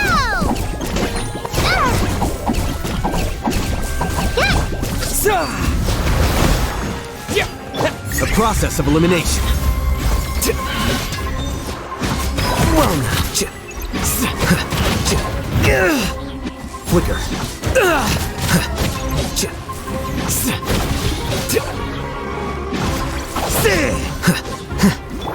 Commit it to memory. Don't be scared. How is that possible? Why hasn't it been resolved yet? Is there an error in our judgment? The will of the collective cannot be wrong. The Overmind must have made an error in his judgment. But Siraj is the most intelligent among us. He is number one. His judgment is the optimal one. Is that true? Not necessarily.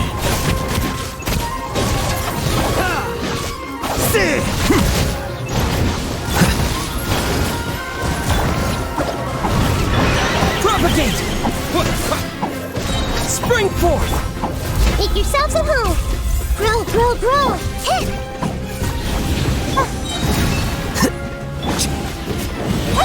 Ready, go! Uruguay, you're up. Commit it to memory. Scatter! The process of elimination. Well now.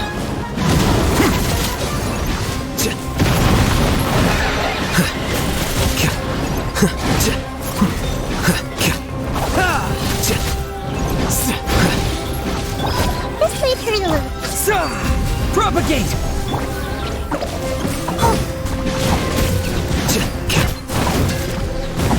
Flicker.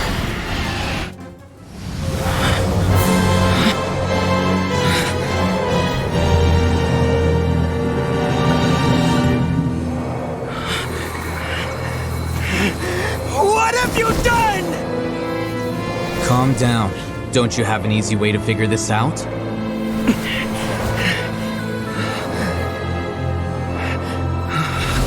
You were only designated as number 36. What a shame. From what I can see, your talents merit a smaller number. Putting aside the validity of the data, it is meaningless to judge individuals based solely on their jnana energy. What you said to Ilias has now become a memory shared by all members of the Hive. I see it now! You've channeled and amplified their selfish desires! You're trying to destroy my hive from the inside out! Human minds are not infinitely pliable, and your hive has stretched many of them to their limit. Once your authority as Overmind starts to wane, it won't be long before your subjects snap back. Is it worth living here like a machine? Being a tool for the rest of my life? As soon as one person begins to have these thoughts, selfishness, doubt, and fear will propagate, thanks to the web of consciousness that you built. At this stage, your so-called hive has already fallen. It's not over yet. I am the Overmind! There has to be a way!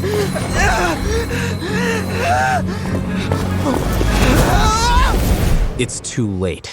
Once the desires of the hive accumulate, beyond a certain threshold, they will kill their king. I wouldn't have suffered such a disgraceful defeat if I was the Overmind. My number shouldn't be so far down on the list!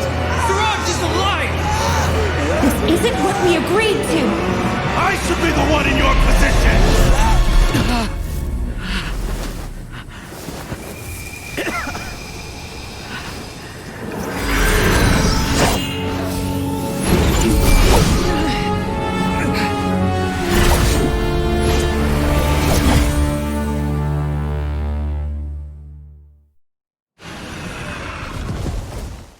The hive shut down? What happened just now?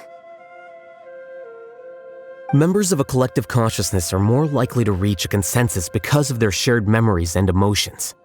For example, Ilias did have differing perceptions, but he ultimately followed the collective consciousness's judgment. However, this system is far from perfect. Based on this logic, the collective consciousness will generate an intractable diffusion effect upon encountering negative emotions. The disturbance that Ilias caused wasn't for naught. It made the collective question the Overmind. Setbacks in the plan further amplified doubt, which diminishes the Overmind's influence. This inevitably causes the collective to generate negative emotions. Apprehension, disappointment, panic, avarice. These negative emotions can be very well hidden, as humans generally do not share completely transparent channels of communication. But in the hive, where there are no secrets, negativity can spread like a tidal wave. Of course, what I said to Ilyas was the trigger for all of this. A few words were enough. Believe in the power of words, Siraj. You were already thinking of a way to destroy the collective consciousness. Even back then, you knew that Ilyas was the bait all along.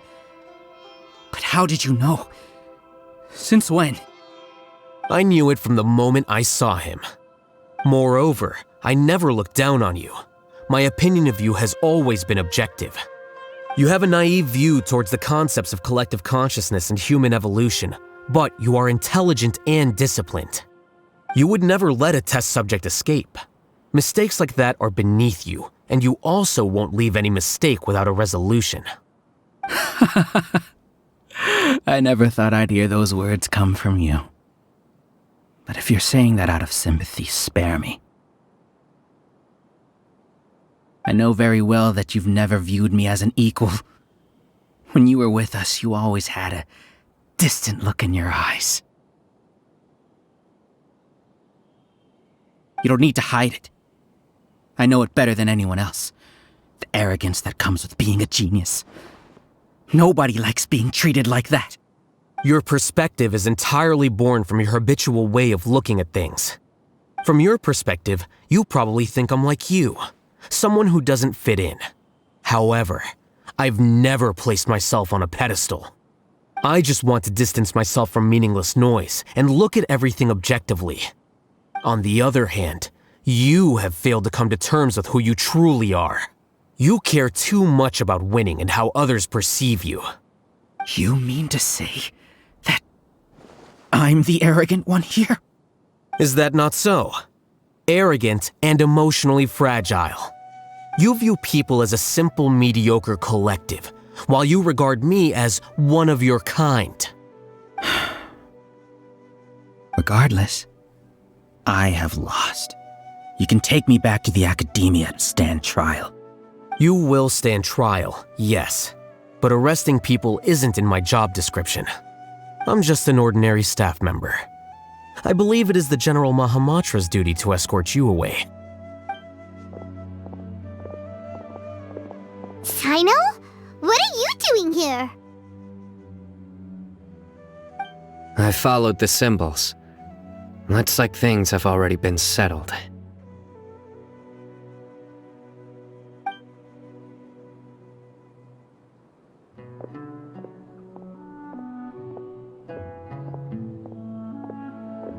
Symbols?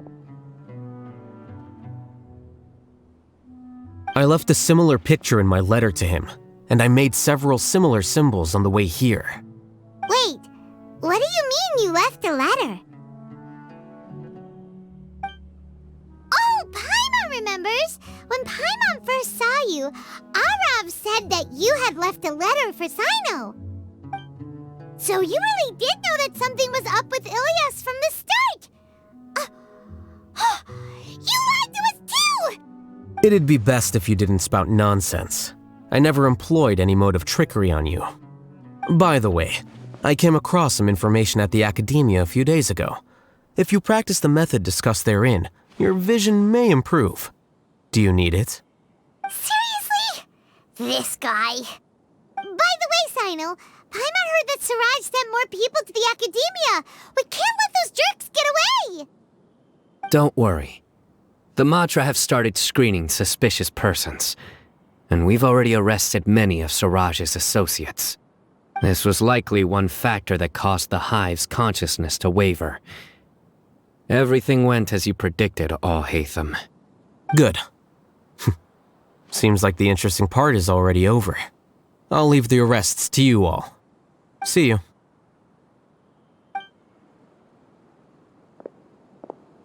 And off he goes.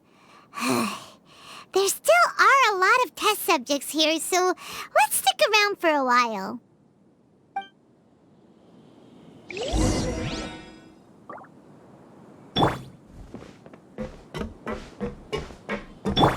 Hey! sheep without a shepherd. Was I wrong?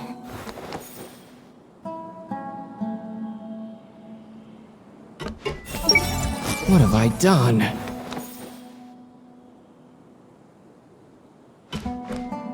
I see everything. As expected of Mahamatrasena. Everyone hold hands. Pride and prejudice are frightening. I see everything.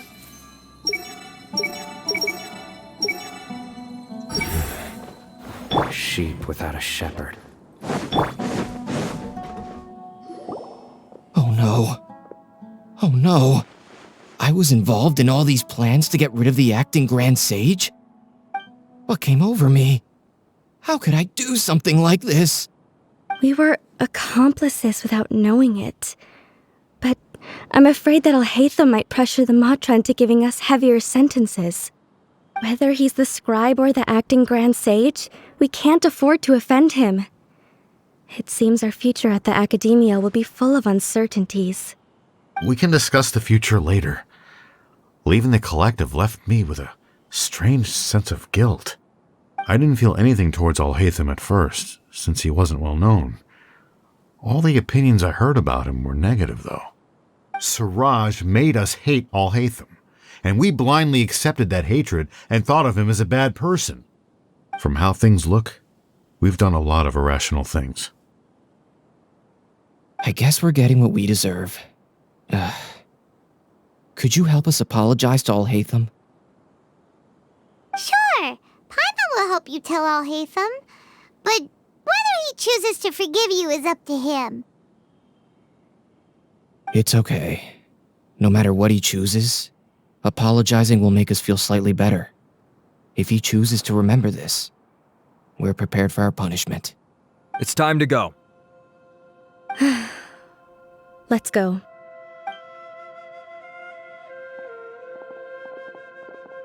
So, were they all duped? We can ask ALHAITHAM about that later.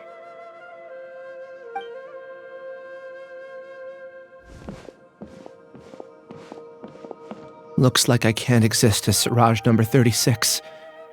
Yet, my life as Ilyas goes on. When I was at Gandharvaville, I thought about whether I should just come forward with the truth. But I didn't have the courage then. So in the end, I lost my sense of justice, but I also wasn't able to conform. Ilyas? Don't be sad. I'm the one who deceived you. However, I didn't come out of this completely empty-handed. The moment the hive collapsed, an idea popped into my head. I realized that the collective I was always trying to fit into wasn't as powerful as I had imagined. Understanding that gave me courage somehow. Perhaps one day I could be just like ALHAITHAM and not care about what anyone else thinks. You can do it. Paimon believes in you. Thanks. Well, I should get going. I'm one of the primary suspects in the case, so I'll have to receive my due punishment. Can you keep this a secret from my parents and my sister? I just don't want them to worry. Also, please apologize to ALHAITHAM for me. Goodbye, you two.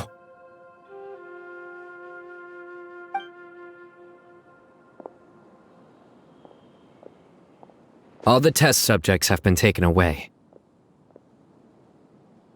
I'll have my subordinates seal the place, retrieve all documentation, and destroy the system. Are you two hurt? I brought bandages and hemostatics. Paimon's fine. Just a little tired. Get some rest. ALHAITHAM is probably waiting for you at the entrance. Go see him when you're done here. Watch out for any of Siraj's associates who might still be in hiding. If you encounter anything you can't take care of, come find me at the Academia. Okay, you stay safe too, Sino. Let's go meet up with ALHAITHAM.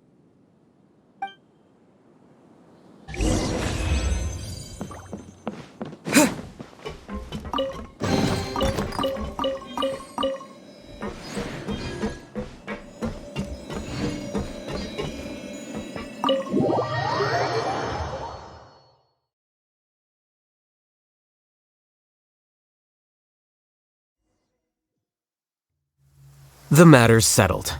We can return now. I actually thought it would have been settled sooner. This took much longer than I expected. Judging by your faces, it seems like you two still have some questions. I respect your curiosity, but I'm off the clock now, so I'm not going to field any questions. Hey, we're not your colleagues! You couldn't tell that was an excuse just now? What? Are you kidding me? You're not leaving today until you explain what happened back at Siraj's secret base!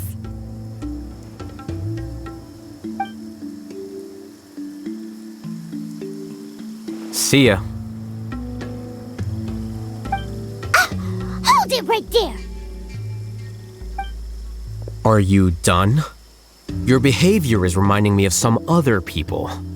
Stop changing the subject!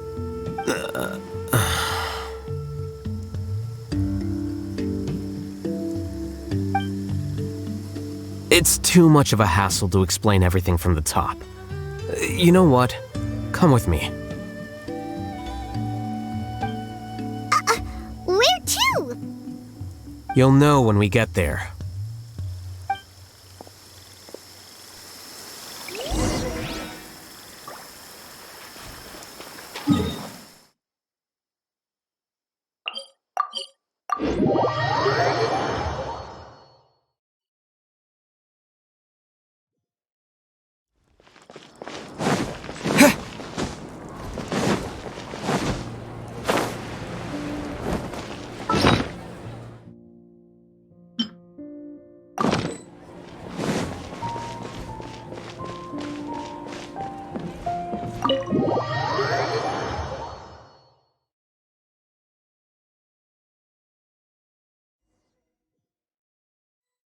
Is this your home? Yes. What's with you all of a sudden? Being all polite and inviting us over?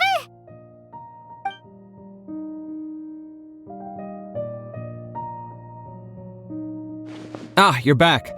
Quick, come help me see if this painting's all straightened. Huh? Who are they? Stop making a fuss. They're obviously guests. You're not from the academia, are you?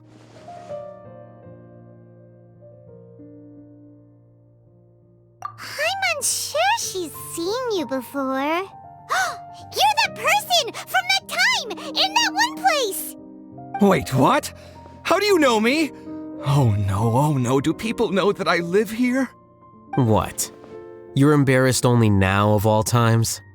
Oh, you guys are roommates!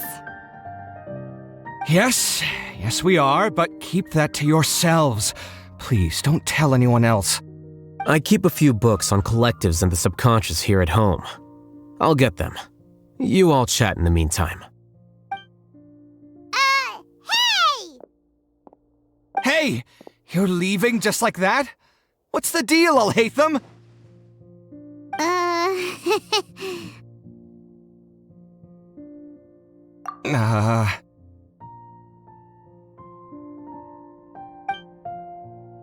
Sorry, I know we've only just met, but I have to ask. Are you, you wouldn't happen to be actors that ALHAITHAM hired to pretend to be his friends, would you? What? Guess not. I've never seen him invite friends home before, so please excuse my surprise. You guys get it, right? You know, with his temperament and stuff. But aren't you his friend? I wouldn't say friends exactly. Okay, well, we used to be, but we're not anymore. Huh? Don't worry about it. My name is Kaveh. I'm sorry to have met you under these circumstances. Anyway, please don't say anything about me living here. You seem like you got a lot going on. So maybe Samora will make Paimon shut up. Are you serious? How could you? Of course. You're ALHAITHAM's friends. What? That was a normal response. You exposed your own weakness. Still, Why do you have to treat me like he does? Judging by the deafening din coming from the living room, you all must be getting along quite well. Entertain your own friends, why don't you? I'll leave the books here.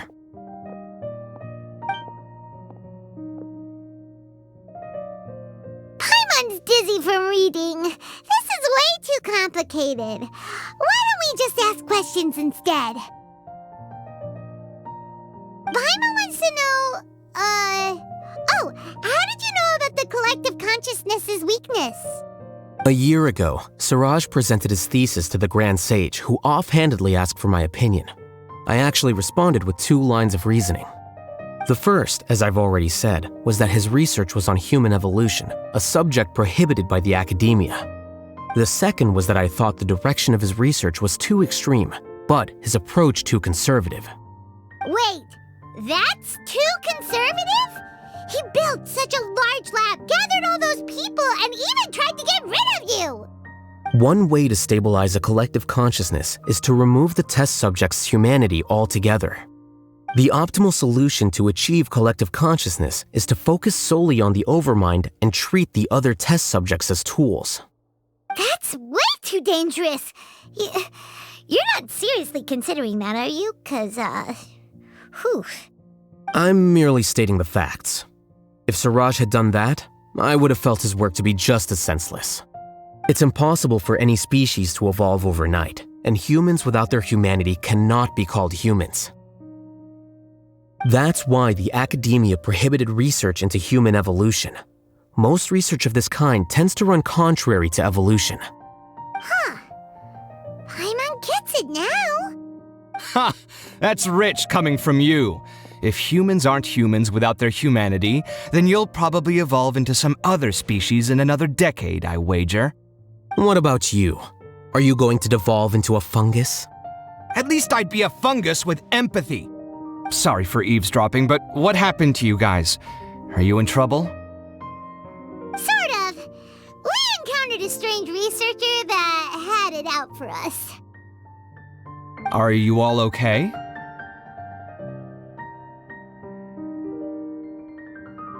Huh. So that's how things went. Such is life. If only he'd known, ALHAITHAM could have stayed indoors today, and the whole thing could have been avoided, right? Plus, he could have helped me with the housework for once. See those books? They've been sitting there waiting for someone to sort through them for an age. If you're not gonna read them, tidy them away. They don't belong there.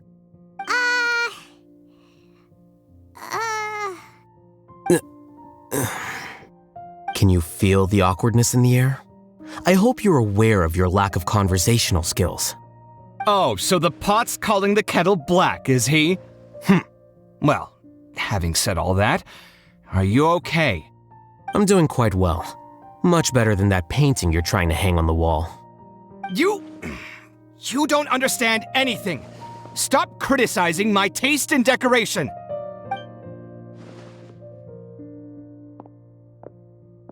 Paimon can't tell which of them is more problematic. Let's just get this over with and leave. You whisper very loudly. Yeah, Paimon's been told that. Do you have any more questions? Let Paimon think. By the way, the other researchers apologized to you. They hope that you can forgive them. I bear them no ill will. More accurately, I don't really care about what they think of me. To some extent, they were also fooled by Suraj. The Matra will take this into account at their trials. Ilyas also said that he wanted to tell us the truth at Gandharvaville, but he didn't have the courage. He apologized to you, too. It doesn't matter. I never considered asking him to come forward with the truth. Judging from his experiences, he's more courageous than the average person. There's no need to lay even more criticism on him. Criticizing the brave only shows how weak you yourself are. I'm going for dinner in 10 minutes, so I'll field one last question. Paimon doesn't have any more questions. How about you?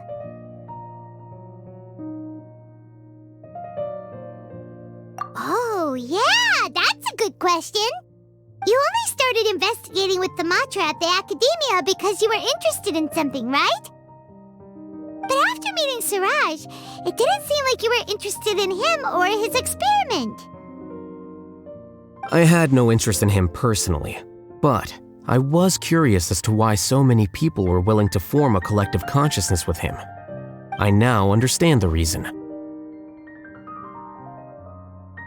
Correct. The fall of the sages and the shutdown of the Akasha terminals deeply affected the Academia. The fact that Siraj's project attracted so much interest despite not being approved speaks to the lack of research projects as of late. As the acting Grand Sage, I'll have to figure something out. In addition, what happened to Ilyas is worth our attention. Reporting academic fraud was the right thing to do. He didn't deserve the outcome that he had received. Paimon understands now. Oh, you're pretty serious when it comes to work, huh? I think minimum viable seriousness is a more apt description.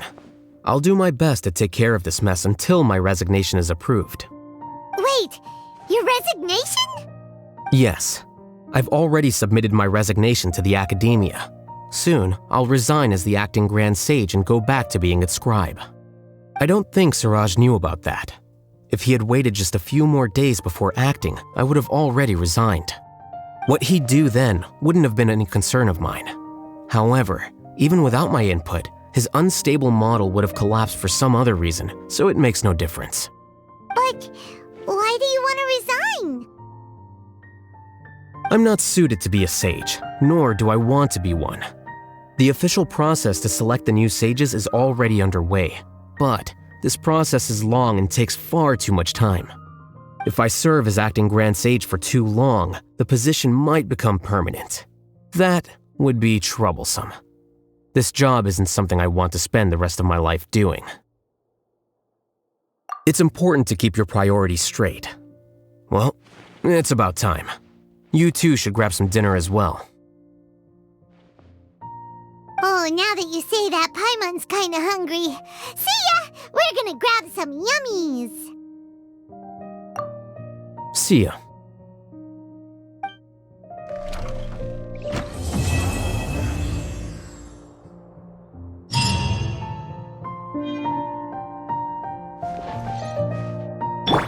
Everyone hold hands! ALHAITHAM isn't thinking about revealing my secret. The name Siraj doesn't ring a bell. Was he in your class?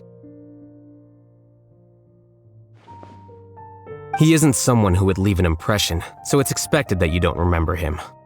I've always had a hard time appreciating the way that the Academia pressures people by labeling them as geniuses. But even so, the Academia can't be left to you. Or perhaps I should say that I'm delighted to see that you have a base amount of self-awareness. If the people in the Academia haven't gone mad, they'd know that I'm much more suited to be a sage than you. And I suppose they'd let everyone know that your career as a sage will be as shaky as that painting. Again, that's mighty rich coming from someone about to resign. In a few days, you'll be managing files again. You'll be back at rock bottom. But my salary will likely stay the same. Wait, what? How come? Why do you get special treatment? At least I don't have to be an architectural designer who works himself to death just to get a smile from his client. You...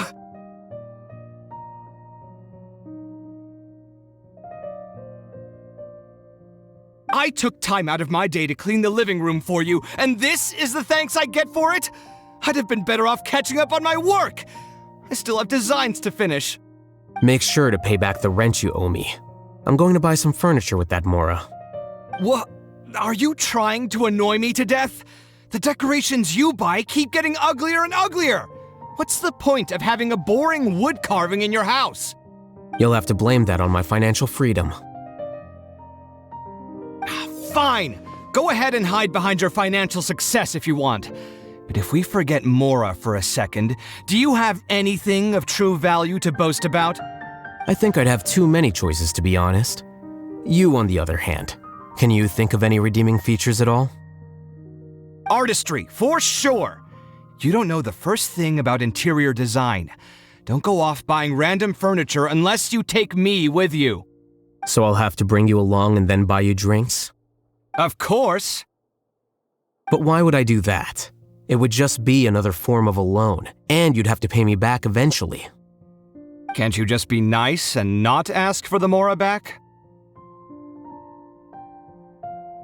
Pretending that you're not in debt is as ridiculous as pretending you're not living in someone else's home. Word will get out sooner or later. Speaking of which, your friends won't say anything, right? Tell them to keep all this a secret. There's no need to hide it so carefully. I think the truth's already out. You're such a lightweight that a few drinks at the tavern had you spilling all your beans. What? No, it can't be.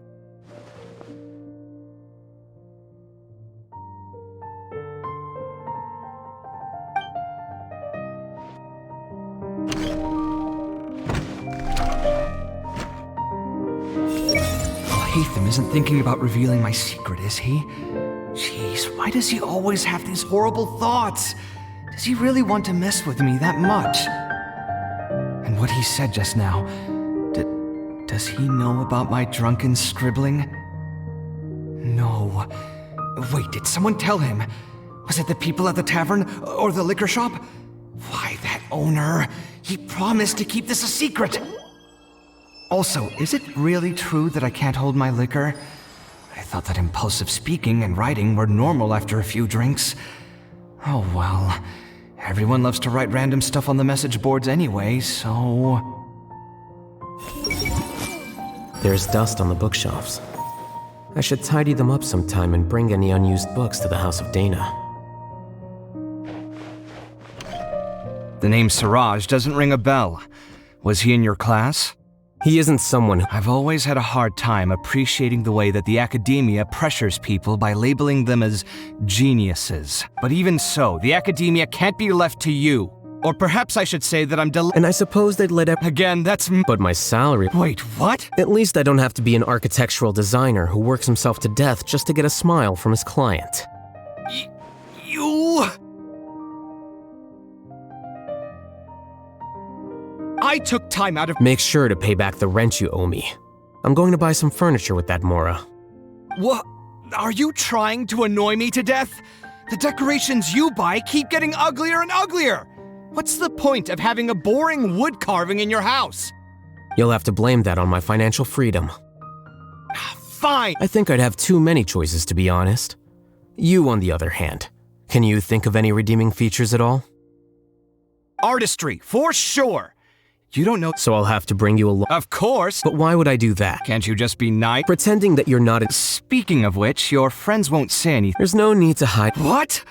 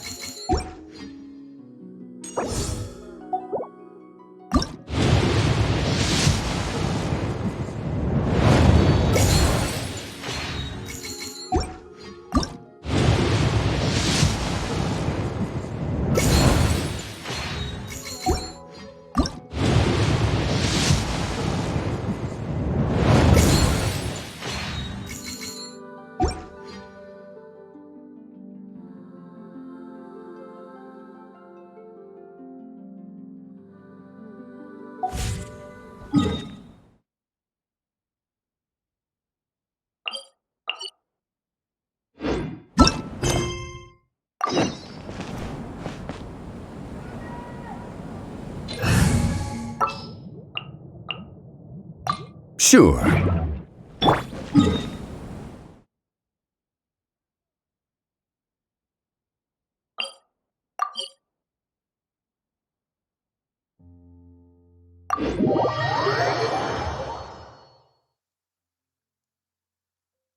Bamboo shoot, bamboo shoot, nascent bamboo shoot. Oh, this one's only just sprouted, and it looks super fresh. Paimon thinks this is the one.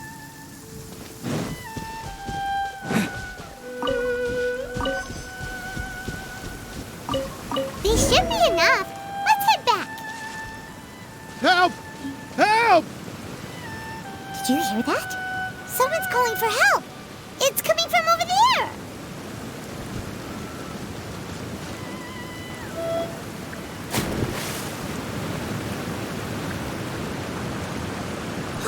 Are you okay? Did any water go down the wrong pipe?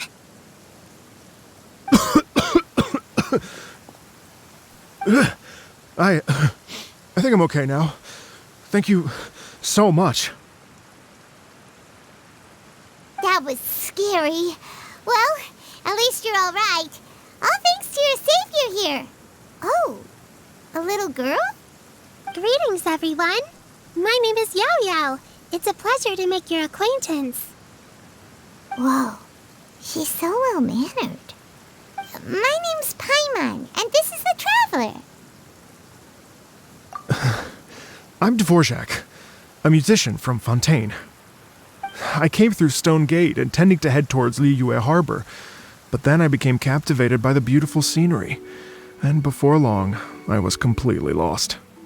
Just now, I was so mesmerized by the waterfall that I slipped and fell into the water. If it weren't for Miss Yao Yao's help, I shudder to think what might have happened.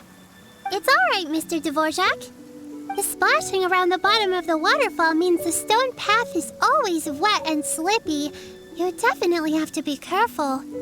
Next time you're exploring an unfamiliar environment, try to focus on what's right in front of you. Don't let your mind wander. As long as you watch your step, accidents like this won't happen anymore. Yes, ma'am. I understand. I'll remember to be more careful next time.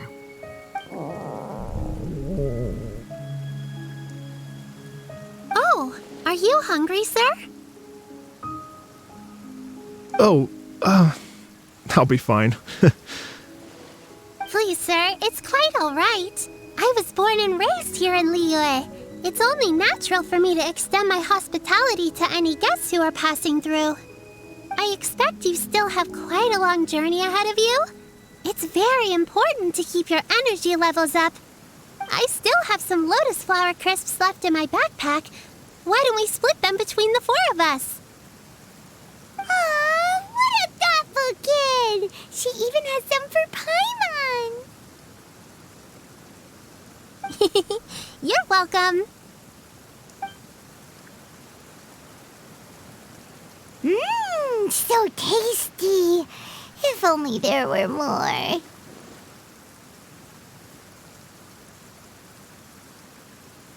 Having a healthy appetite is a good thing. It means Paimon's still growing. If I'd known I was going to run into you, I would have made a second batch.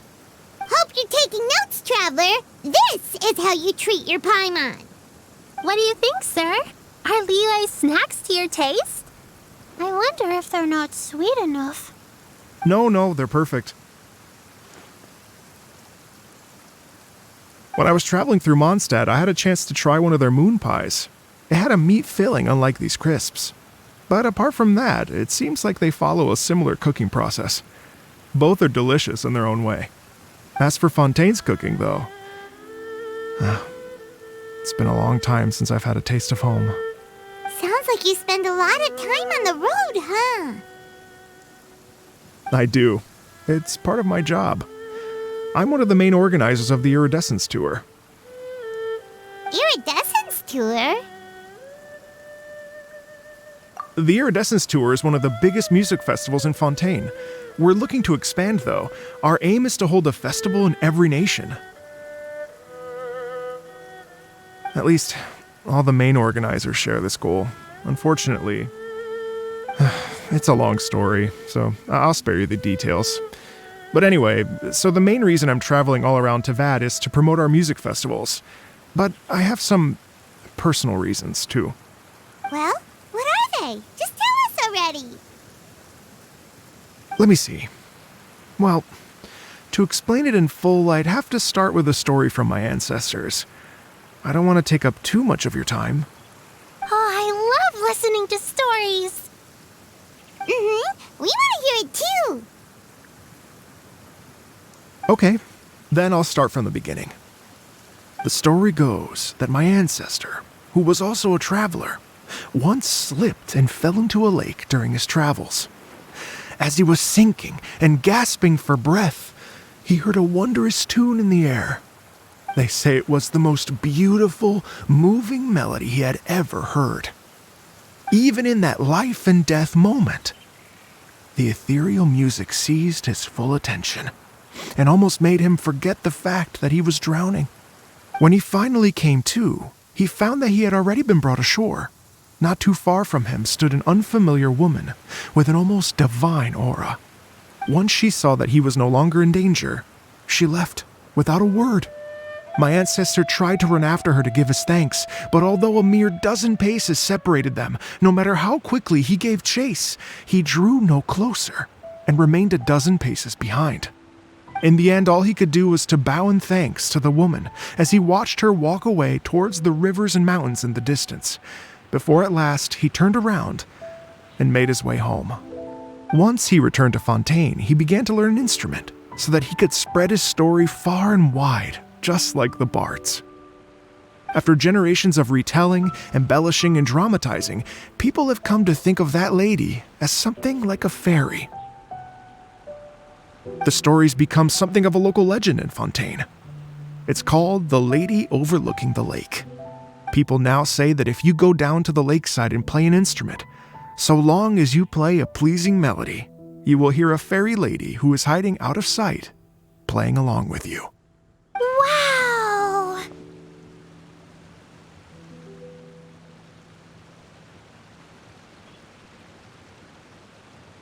Exactly. It may just be a legend to others, but for me, it's a real part of my family history. I wanted to find out the truth of this tale, so I decided to retrace my ancestors' steps and search for that lady's modern-day descendants. Of course, there's no way of knowing where my ancestor fell into the lake all those years ago, so I always knew that the search would be akin to looking for a needle in a haystack. I've spent many years on the road now, and I'm nowhere near as fit as I was in my youth. The wish that I've spent half my life chasing after has now become something of an obsession. Well, I haven't lived half of my life yet, but still, I understand how you must feel. Paimon too! It's like...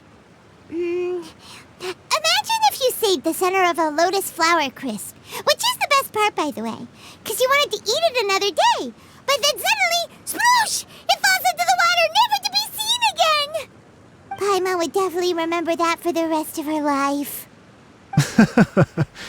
There's no need to feel sorry for me. I've made some progress over the years. For example, I've concluded that the story must have taken place in Liyue. Oh, so you finally found a lead? Yes, in fact, that's an intriguing story in and of itself. I'd always known that Mondstadt is the city of song and freedom, but more recently, I heard that the Anemo Archon returned to Mondstadt for a festival in the fall, and learned that he himself is a patron deity of music. So I prayed for the Anemo Archon's guidance in the Mondstadt Cathedral, and as soon as I set foot back outside the front gate, I noticed a cluster of leaves being blown in the wind further and further west, towards Stone Gate. A friendly local told me that this meant the wind was guiding me in the direction of Liyue, so I followed their advice and made my way here.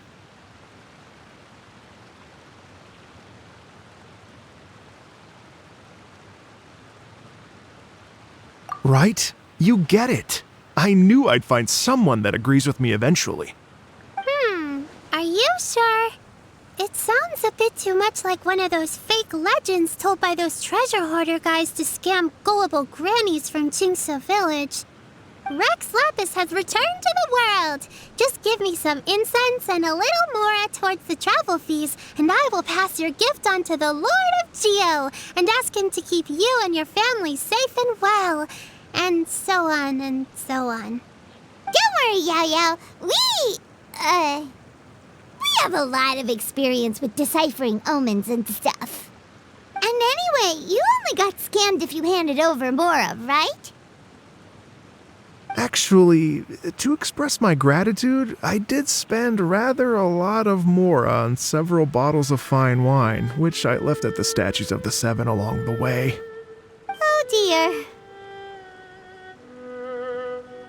Well, how about this, ladies and gentlemen? Why don't I bring you all to Yujing Terrace to see Miss Ganyu? I don't know very many people, so I can't help you out much. But Miss Ganyu and the Qixing know just about everything. If you've been scammed, they'll help you get your Mora back. And if the wind was telling the truth, and you want to keep looking for that lady's family, they'll be the best people to ask. But you've already helped me so much.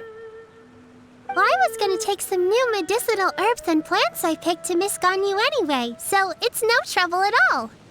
You know what? It's been a minute since we saw Ganyu too. It should be nice to pay her a visit before Lantern, right? All right. Well, my sincere thanks to you all. I will never forget your kindness. Okay, everyone. Please follow me. I'll be your guide. Remember to watch where you're going, okay? Uh-oh. Paimon's out of a job. Oh well. Paimon will just be a cheerleader instead.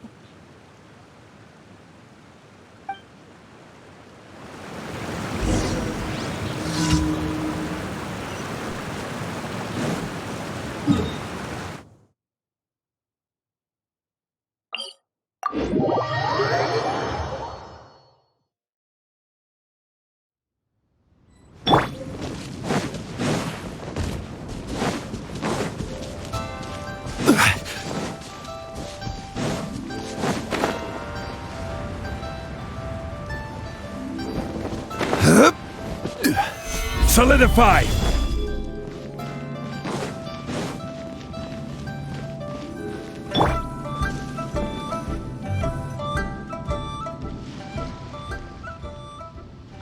Wow, Liyue Harbor looks very different from when I came last. It's almost as if I'm listening to the same melody, but with a richer timbre and new variations added. Well, we are here during Lantern Rite after all. It only comes once a year, so they always have a big celebration. It's fair to say that this time of year is when Liyue Harbor looks the prettiest. Great, let's go and check it out. I can't wait to get into the city and see it all up close for myself. The streets are breathtaking. Smiles and laughter everywhere I look. It's contagious. I can almost feel the music in the air. I have the urge to start waving my conductor's baton. I'm glad that you're enjoying the city.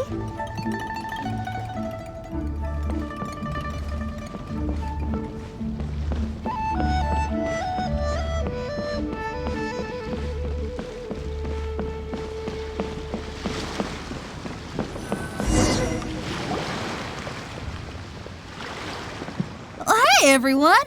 Fancy meeting you all here. What a nice surprise. Hello, Xinyan. Let me introduce some new friends. They are... Traveler, Paimon, and Mr. Dvorak, right? I've known them all for quite a while. When I was last here to advertise a Liyue stop for the Iridescence Tour, Xinyan was one of the few people willing to give me the time of day. Well, feels like I've been chasing this Iridescence Tour bandwagon halfway around the world, but I keep getting stood up. What's going on, Mr. Dvorak? I'm so sorry, Xinyan. We've had a string of terrible luck recently, and every time we've tried to put on a show, something or other has come up to stop our plans from materializing. Is that right? I guess it can't be helped. So, what brings you to Liyue Harbor at this time of year anyway? Thinking of putting on a music festival during the Lantern Rite celebrations? A Lantern Rite music festival? Yes, please! No, I'm actually here on personal business this time. Oh, so no Lantern Rite music festival? I mean, that's not just up to me. Hosting a music festival takes a lot of funding and personnel. Moreover, I've never worked with the Liyue authorities before. Even if I were to start putting something together right now, I think it'd be too rushed. Wait, but we're going to meet the Liyue Qixing, aren't we? And they're the ones in charge. Uh-huh, that's right. Miss Keqing and Miss Ningguang can make anything happen. You mean... what? This is the perfect opportunity! Well, sure, it might not work out, but it can't hurt to bring it up as a suggestion.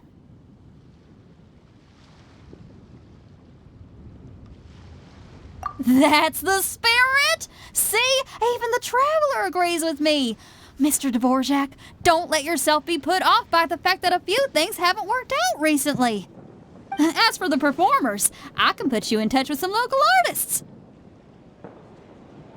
My friend Yunjin is a well-known opera singer in Liyue. With her support and a commissioned song from the Yunhan Opera Troupe, we should be able to get something going. But what about you, Xinyan? Are you just going to sit this one out? What do you take me for? If we actually manage to make the Iridescence Tour Lantern Rite Grand Concert a reality, you think I'd let anyone else perform the opening act? Wow! There's that rock and roll spirit! What do you say, Mr. Dvorak?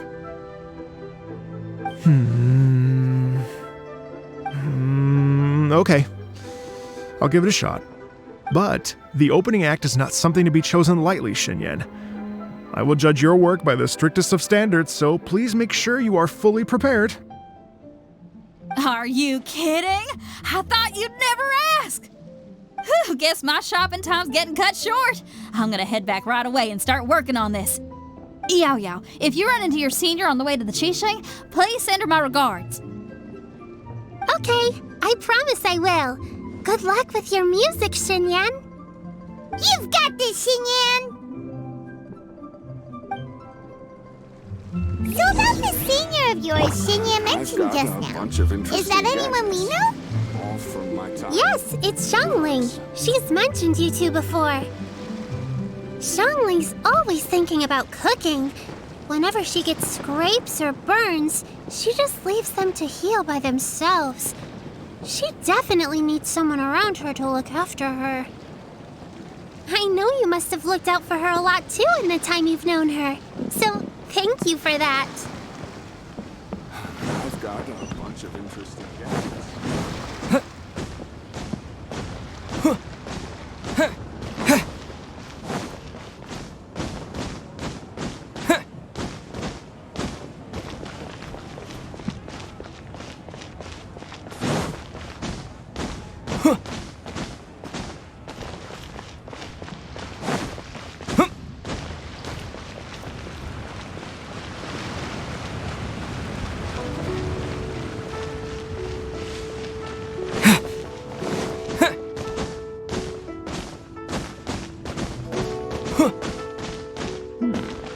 This is a peaceful neighborhood. Oh, it's Master! Is it okay if I go and say hi to her?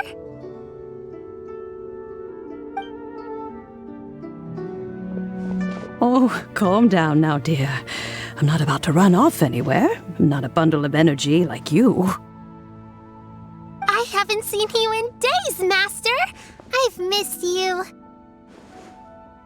Oh, bless you, Yao Yao. You do say the sweetest things. Ah, look who it is. Visiting friends during the Lantern Rite, are we? You're half right, Madam Ping. We were also trying to help out Mr. Dvorak over here. We were on our way to take him to see the Qixing. Hello, ma'am.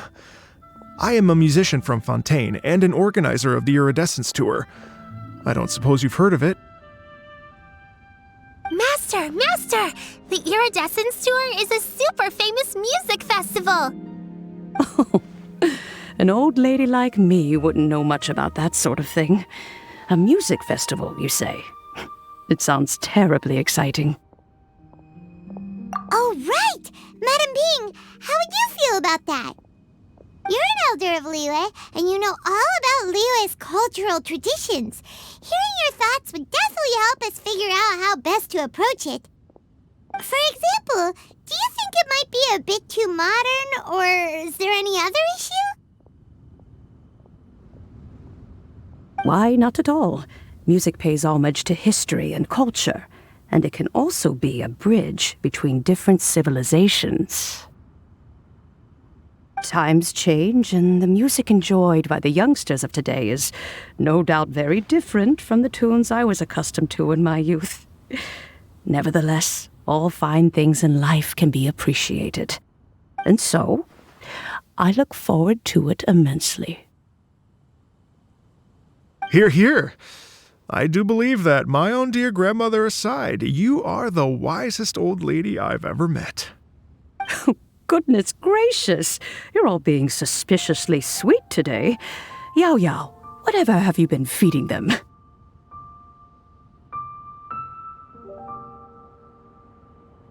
Master, you're in such a great mood today.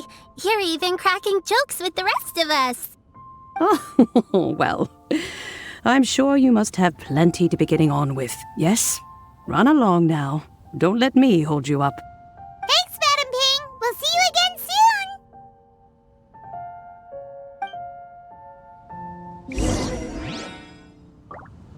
soon. You mustn't be afraid to try new things.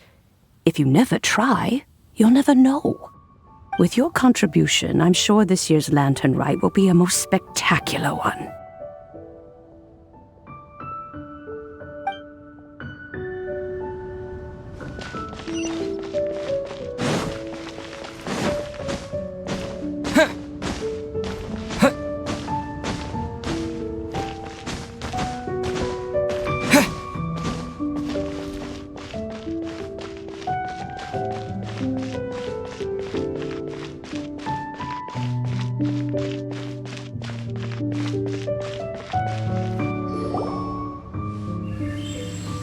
And when you meet with the Ministry of Civil Affairs, please remind them that the festivities are not an excuse to procrastinate their work. Understood, Miss Ganyu. I'll take my leave now.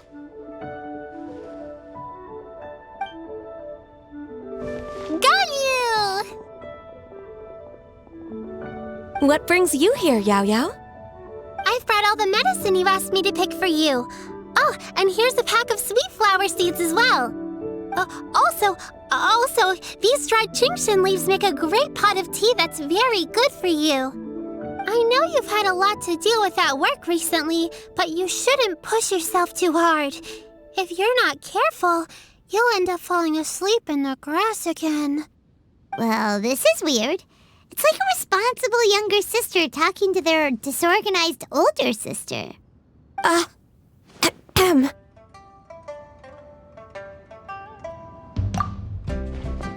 Thank you, but Paimon's criticism is quite valid. I do have a tendency to neglect matters outside of work, and that's something I should improve on. Oh, my apologies. I don't believe we've been introduced. Paimon will do the honors.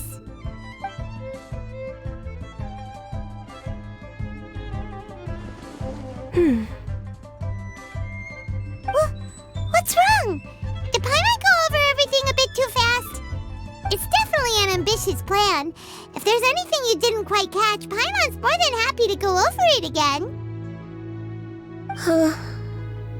It may be a little difficult to make this happen. Oh? Well, the Lantern Rite is the most important festival of the year. Our celebrations must not only be visually spectacular, but also appeal to the tastes of Liyue citizens from all walks of life. The Iridescence Tour is relatively unknown in Liyue. It's difficult to predict how a brand new show will be received. It would be quite risky for us to bet everything on this one music festival. All very valid points. I completely understand. Therefore, we will not replace or cancel any of our pre-existing program. However, I will submit a proposal requesting to put the Iridescence Tour special performance as the final act of this year's festivities. Some live music will certainly add to the festive atmosphere on the night of the Lantern Rite. As for the venue, let's reserve a space at the docks.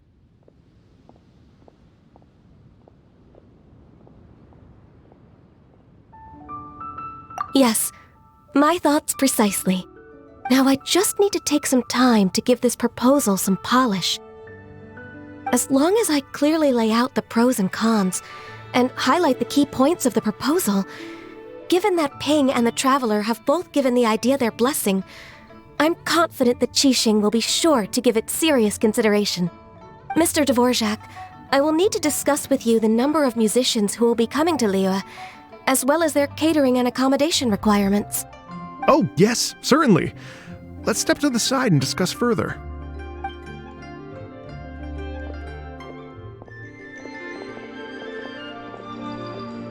As soon as there's work to do, Ganyu's as diligent as ever. I couldn't agree more. Master once said that everyone has things that they are good at and things that they are less good at. So, with that in mind, Ganyu shouldn't feel compelled to become perfect at absolutely everything. I'm good at taking care of people, so that can be left to me. Wow! Hey, Yo-Yo, can you take care of Paimon too? Paimon's getting hungry again.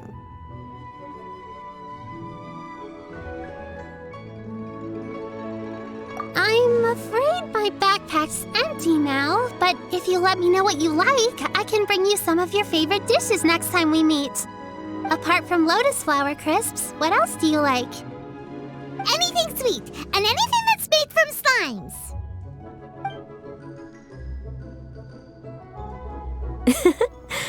Here's what I've drafted so far. Anything else you want to add? No, this is excellent. I'm racking my brains, but I don't think you've missed a single thing. Perfect. Then we'll leave it as is. I'll go make an official copy. Oh, perfect timing. We were just wrapping up our discussion here.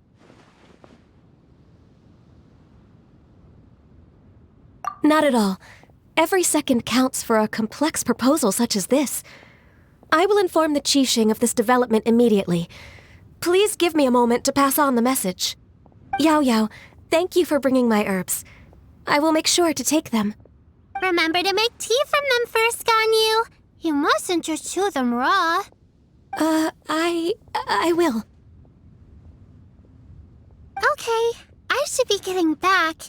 If Yao-Yao stays out for too long, Mom and Dad will be worried sick. Everyone, I'm sure that the music festival will go off without a hitch, so don't worry. And in case I don't see you before, I wish you all a very happy Lantern Rite. Thank you, Yao Yao. Happy Lantern Rite to you, too. We should go get dinner together sometime!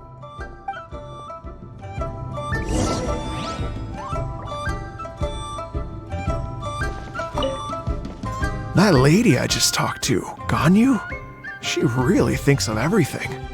It got me wondering, could it be that all our failed attempts so far have been down to our failure to properly prepare for different contingencies?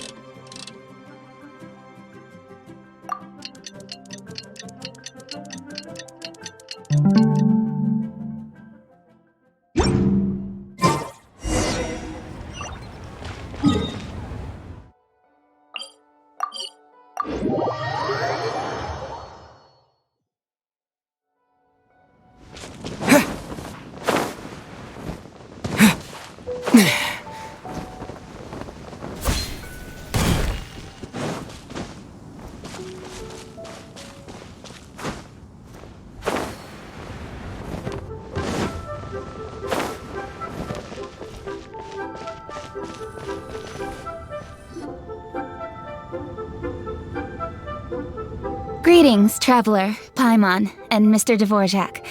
Call me Kuching. Ganyu has brought me up to speed on everything. I'll get straight to the point. The Qixing have approved Ganyu's proposal. Over the next few days, I will be working with Mr. Dvorak on behalf of the Qixing to facilitate the organization of this concert. Yay! That's awesome! Please, the Qixing have a duty to deal with matters such as these. We have merely moved things forward to the next step. On a more personal note, I am an avid supporter of all things new and innovative. As such, it is my privilege to work with you on this exciting project. Thank you so much, Kuching. I'd become quite discouraged after our recent failures and was expecting the same outcome once again, so I didn't dare to get my hopes up. Never in my wildest dreams could I have imagined this going so smoothly. It's like a dream come true. Right, time for me to call in the performers. To stage a concert at a high-profile event like this is a rare opportunity. We'll make sure it's a night to remember. Yes! Our music band's finally getting fired up! Yes, indeed. I know exactly what I'm doing from here. For a musician, music will always be the language they are most fluent in.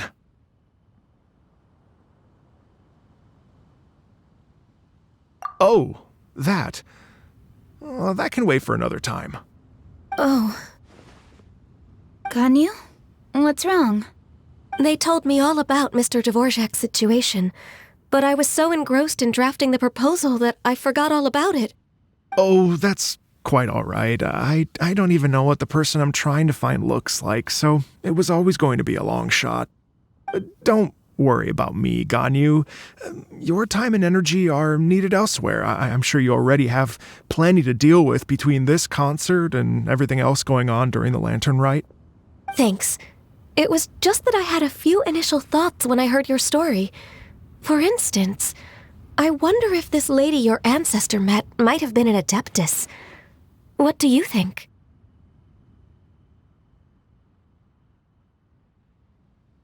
To tell you the truth, Mr. Dvorak, I am somewhat related to the Adepti myself. I am part human and part Qilin. The Qilin is an illuminated beast.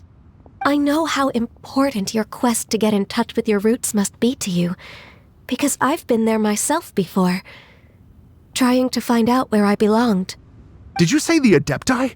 And you're illuminated beast? Part Qilin? Are you telling me all the rumors of the Liyue Adepti are real? So it's not just artistic license? You bet they're real! Trying to track them down is tough, though. Like Julian Karst itself. There's nothing specifically stopping you from going there, but getting in and out of there is quite an ordeal. Yes. Anyway, if you're looking to uncover a lost melody or shine light on a forgotten aspect of Liyue's cultural history, I'm probably not the best person to ask. But if it's a person you're looking for, then I just might be able to help. I see. I think I understand the situation now. In that case, Ganyu, shall we divide the work between us? Yes, that was also my thought. Great. So Mr. Dvorak and I will concentrate on things here in the city to make sure the concert goes according to plan. In the meantime, Ganyu will reach out to our network and try to find the person he's looking for. How's your workload at the moment? Will you be able to make time? I can probably get through everything in 2 days, as long as I don't sleep. Wait, what do you mean as long as I don't sleep? Even for someone with illuminated beast blood in their veins, working for such an extended period without a break will take its toll on your health. Somehow that does not sound persuasive coming from Kuching. Be it but 3 moons from the start, he who returns is not he that departs. Even I know the importance of maintaining a healthy work-life balance. In that case, 3 days. All right, I can work with that. If you have the time, would you join me for this search? You're well known to many of the Adepti and respected among the people. I'll feel much more at ease with your company.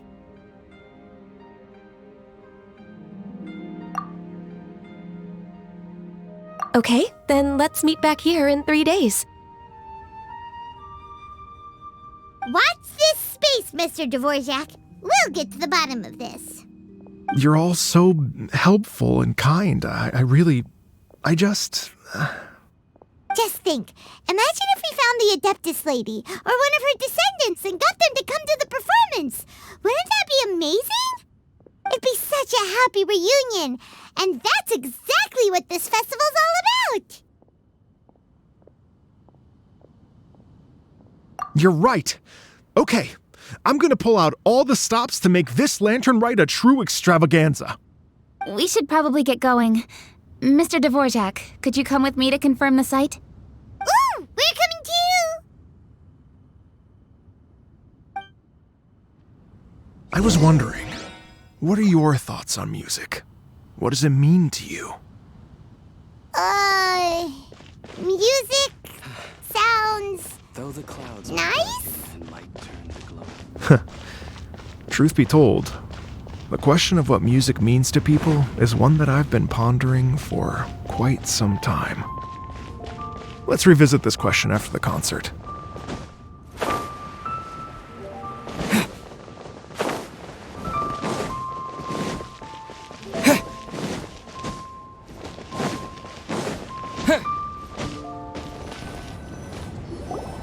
Lady Yuhang? Baiwen, what is it? Per Lady Ningguang's orders, I've been gathering intelligence outside of the city with the goal of uncovering and dispatching any trouble ahead of the festival. I am told that a strange melody was heard somewhere along the coast. I was wary of investigating further on my own, so I was just on my way to report this incident to Lady Ningguang. But I'm worried that if we don't act right away, we may miss the window of opportunity to take appropriate action. I understand. In that case, Yeah, Kuching, you're busy enough as it is. There's a ton of different things in the city that needs your attention. Leave it to us. Don't worry, whatever it is, we'll definitely be able to handle it. Well, he will handle it. With the Traveler on the case, it's as good as dealt with. Thank you. This will be a great help. I will inform Lady Ningguang about the situation. Once it's resolved, please come and find me again at Yujing Terrace and let me know. Will do! And say hi to Ningguang for us! you have my thanks too. Stay safe and come back as soon as you're finished. Good luck.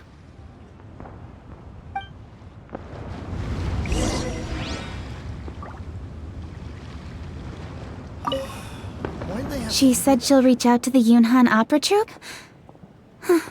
I see. Then I'll arrange for a rehearsal venue and accommodation as soon as possible. Everything should be ready tonight. Many thanks, Kuching. You know, I once heard someone from Liyue describe a person as swift as lightning and agile as the wind. At the time, I thought it was a curious expression, and I had a hard time piecing together a mental image of such a person. But now, having seen Kuching in action, I honestly can't think of any other way to describe it. It's such a vivid and expressive phrase, a testament to the richness of Liyue's culture. You're too kind, Mr. Dvorak.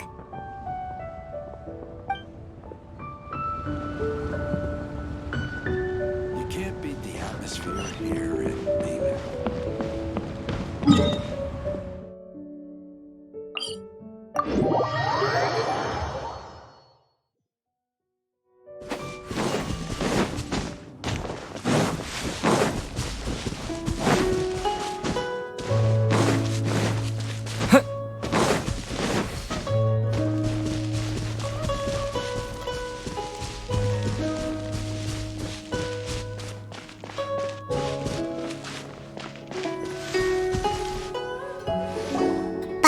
The strange tune was coming from around here, right? But Paimon doesn't hear anything. There doesn't seem to be a soul in... I was just wondering who in their right mind would come out to a place like this. So, it's you two. Yuan! How'd you sneak up on us like that? You nearly gave Paimon a heart attack! You look pretty alive to me. Can't have spooked you that bad. enough. Ah, you're here for that too? Saves me a bit of explaining. Come with me. I've already reconned the perimeter, so we should be safe.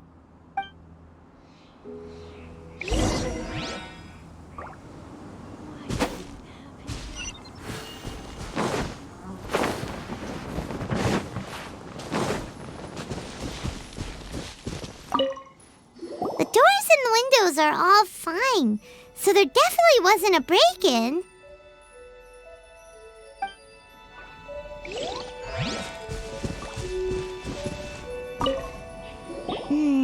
The stuff by the door is in pretty good condition, though. It can't have been too long ago that someone was last living here.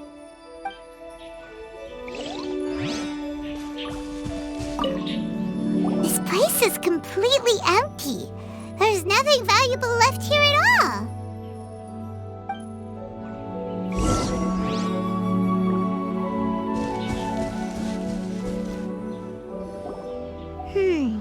How strange. It looks like it's been looted, except for the fact that there's no sign of a struggle. The bad guys could have sneaked in while the owner was gone, but then how do you explain why the door and windows are intact? Seems you've done a pretty thorough inspection. So, any theories on what might have happened here? Yaylon, you didn't hide some of the evidence from us on purpose, did you? Why would I make this more difficult for you? We're on the same side here. Okay, well, Paimon gives up then. Paimon's got nothing. What about you? Give up as well? Yep. It's not obvious at first sight, that's for sure. To be honest, I was only able to put it all together because of some background knowledge about this area. A long time ago, there used to be a group of bandits in the Liyue countryside who would sound a horn every time they were about to raid a village. But it wasn't a rallying cry to rouse their fellow men. It was a disconcerting tune, meant to intimidate the weak and warn them of their impending doom. To escape with their lives, the villagers would abandon their homes and flee overnight, taking only their most valuable belongings with them. Everything else was left behind. The bandits were eventually brought to justice, but the fear and trauma remained in the villagers' hearts. Whenever they heard that melody, they would feel like their lives were in danger once again, and flee immediately. The culprit of this crime exploited that very fear to get access to this house without having to force their way in. That's quite the story. The victims obviously will have gotten quite a fright, but at least they won't be in any great danger. The important thing now is to find this copycat criminal.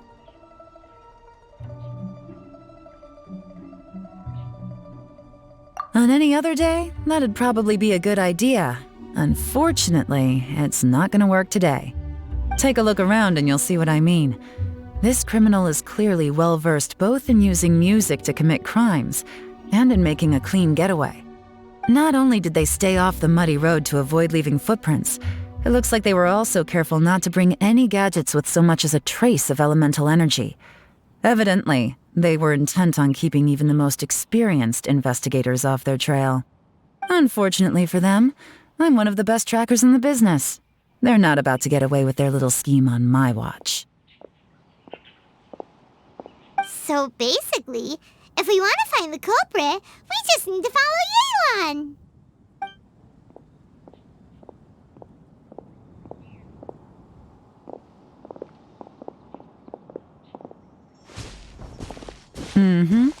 As long as you can keep up. Since the culprit's trying to be cautious and low risk, I'll bet they left through an area with some vegetation for cover, but not so much that it would slow them down.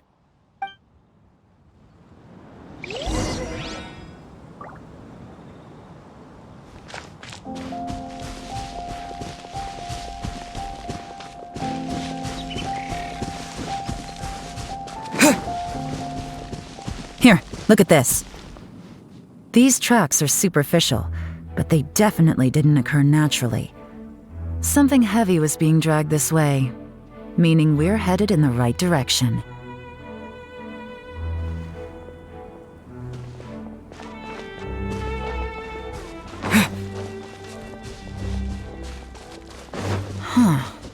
pace is increased. Normally, people carrying a heavy load slow down as their journey goes on and they start to tire. Whatever's motivating them to speed up must be psychological. For instance, reaching the home stretch.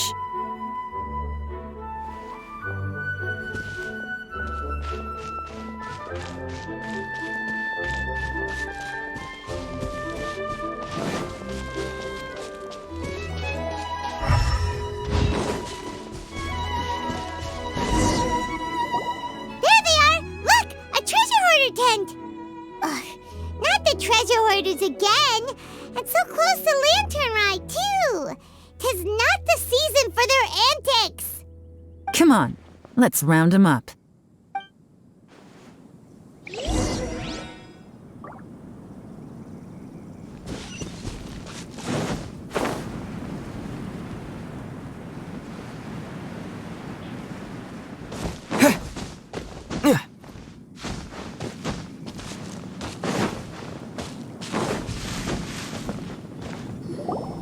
Hey! Who are you? Where did you come from? The evidence is conclusive. Okay, confess and we'll go easy on you. My patience is running low, so why don't you do us both a favor, You kidding me? You think I'm scared of you? Perhaps not, but you should be.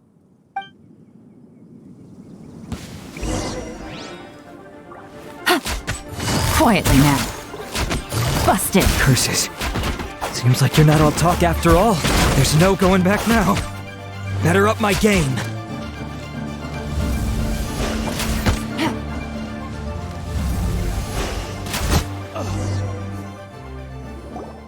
Mercy! Have mercy! Oh, it's a little late for that. I've come this far, I might as well finish the job. I surrender! I surrender, please! I'll do whatever you say. Please have mercy. Tell us everything.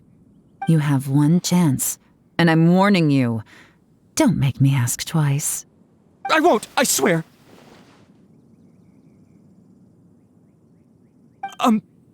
So Lantern Rite's nearly here, and like a lot of people, I wanted to buy a few nice things. I know I'm with the treasure hoarders and everything, but I don't really have any kind of experience with robbing people and whatnot. So I don't have the guts to break into somebody's house. Wow, you're really going to complain to us about that? No, not at all. I'm just telling it how it is. Okay, continue. I racked my brains trying to think of what I could do, and eventually I remembered something from back when I was a kid. The bandits would blow their horn, and my grandma would grab us kids and run. I remember the tune, so I figured I'd try it for myself. I mean, just to see what would happen. At first, anyway, I seriously didn't expect that family to pack up and leave. But they did, and they just left all their stuff right there for the taking. It was too easy, I couldn't resist. It was completely wrong of me, I know that now. I'll return everything that I took. It's all still in perfect condition, and it'll be like it was never gone. Please, give me a chance, huh? Let me make it right. Give you a chance, huh? Sounds to me like you'd rather strike some kind of a deal than spend Lantern Rite behind bars. Yes? Yes? You know how to bargain, I'll give you that. It's just a pity that you didn't confess at the first opportunity. You'll have to take a walk with me. Once we've returned the goods, we'll find the owner of the house, and you can apologize to them in person. After that, I'll escort you to the Ministry of Civil Affairs. Yes, ma'am. You know, as a former victim of this kind of crime yourself, I doubt anyone understands the fear you inflicted quite as well as you do. Does your greed matter more to you than your fear? More to the point, if you can play a tune from memory, don't you think you should be capable of making an honest living? You mean... That's enough hints for you. You'll have plenty of time to reflect on all of this yourself. There's not much left to wrap up, so I'll take it from here. Guess this is where I'll say goodbye.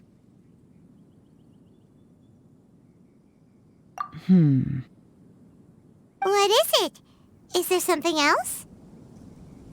I'm still not sure how you first got your hands on this information, so play it safe when you get back. Don't mention to anyone that you ran into me out here. You helped a lot with the investigation and arrest anyway, so it's perfectly fair for you to get all the credit. Just take it. It works better for me, too. See you when I see you, and happy Lantern Rite. Daron's such a pro at this. With her taking it from here, it's as good as resolved. Whoosh! Random event, a strange melody, complete. Although, it's kind of a shame that we never got that treasure hoarder guy to play the melody again. Right? How could anyone not be? When we were chatting with Mr. Dvorak, music seemed like such a positive thing. And most music is, right? It can help us relax, feel all warm and fuzzy, recall happy memories, or even just think happy thoughts. Paimon never imagined that music could be used to commit crimes. Oh, really? Huh. Makes sense. Paimon's musical understanding improves again! Well, anyway, now that everything's resolved, let's get back to Liyue Harbor. Byron's still waiting for us with our random event rewards.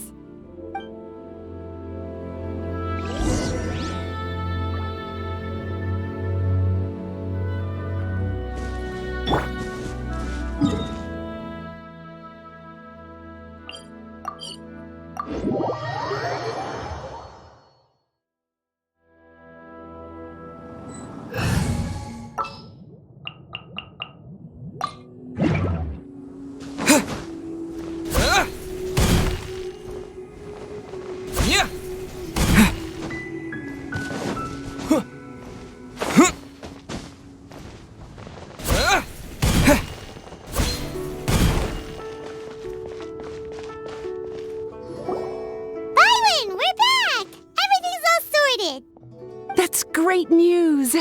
Oh, please wait here a moment if you would be so kind. Lady Ningguang instructed me to advise her upon your return.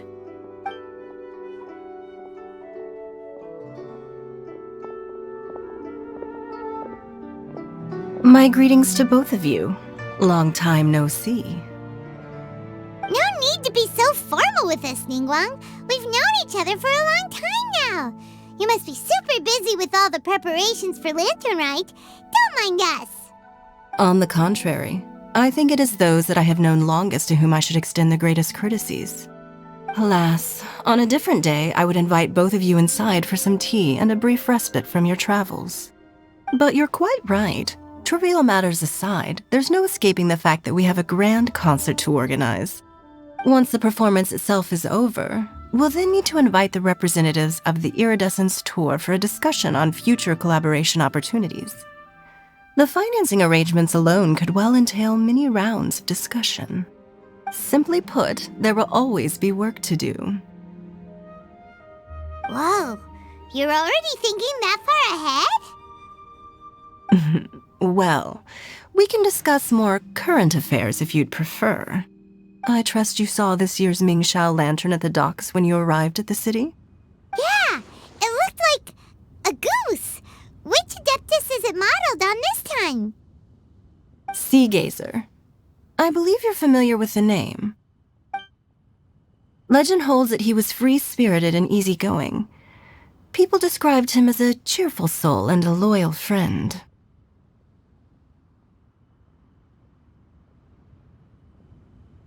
On this marvelous lantern rite, we pray that the fallen heroes may be guided home. If the sound of music can flow like the rivers and streams into every corner of the land, perhaps the souls of those who have gone before us will hear the song of a new era. I wonder whether the melodies will be to their liking. Oh, they're gonna love them. Paimon's sure of it. At least, if the guy you mentioned is anything to go by, the Adepti and heroes of the past sound like a positive and free-spirited, cheerful bunch. They're sure to be open to new music. Well, let's hope so. I heard that you'll be going on a search with Ganyu to find the descendants of a fairy lady from a Fontaine legend. I'm sure this quest to uncover the truth behind an ancient story will turn into a most charming tale. Do share it with me, won't you? I couldn't bear to miss out.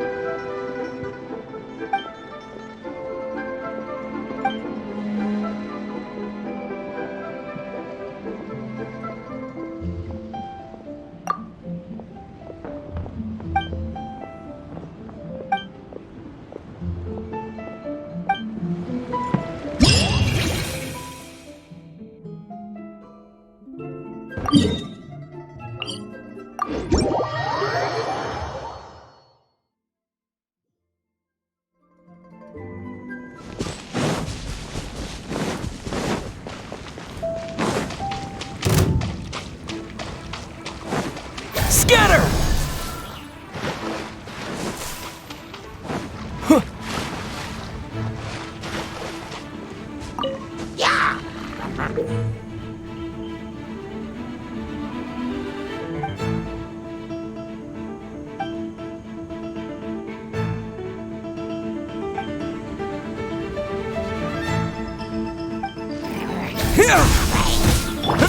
Here you are.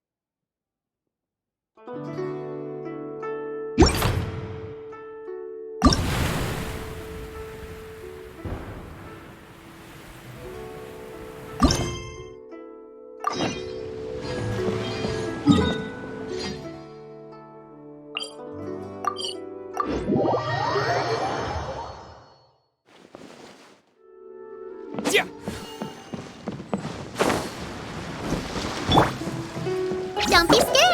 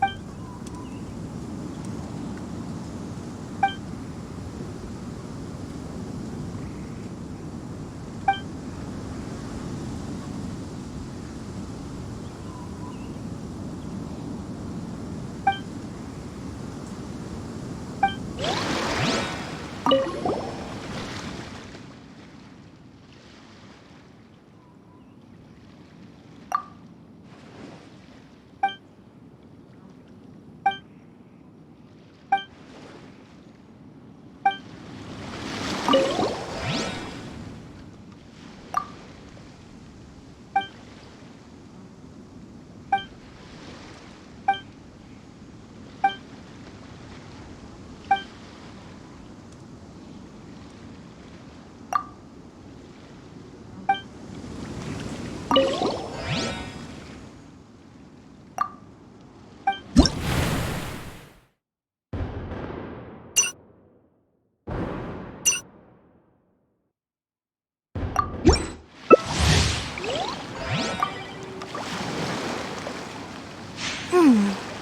in the world do those symbols really...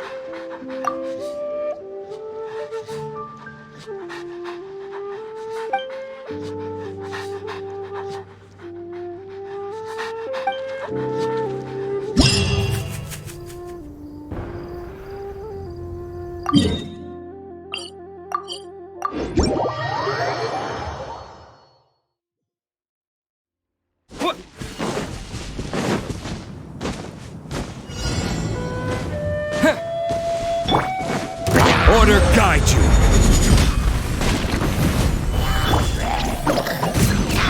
Defract!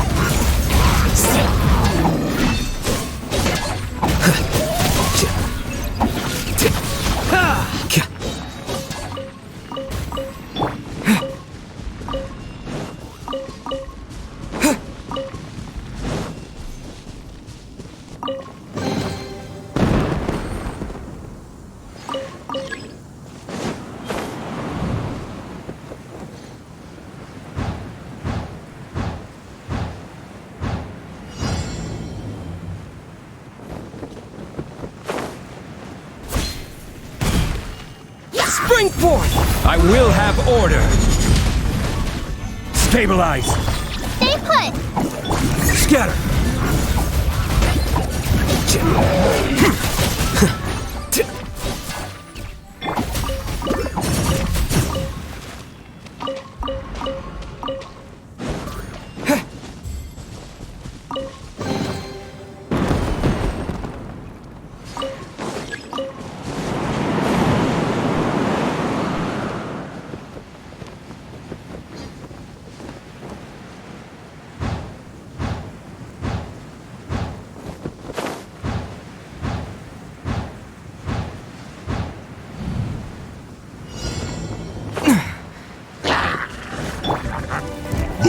Gather! Order guide you! Uglay, you're up! Defract!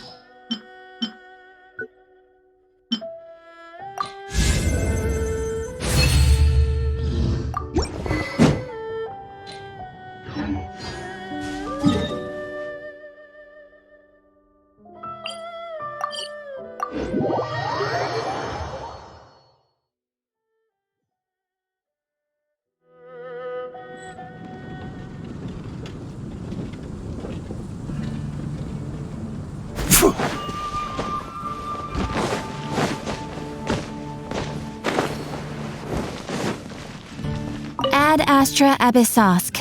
Welcome to the Adventurers Guild.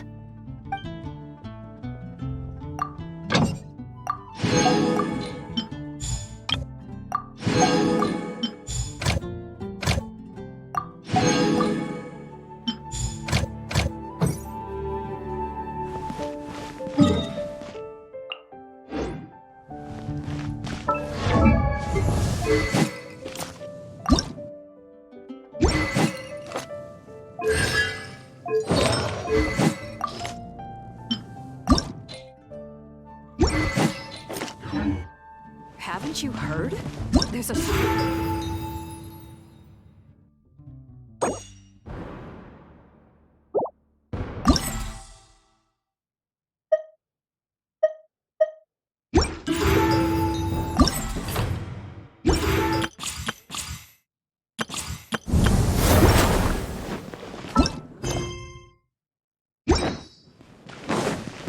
It's been getting quite busy recently.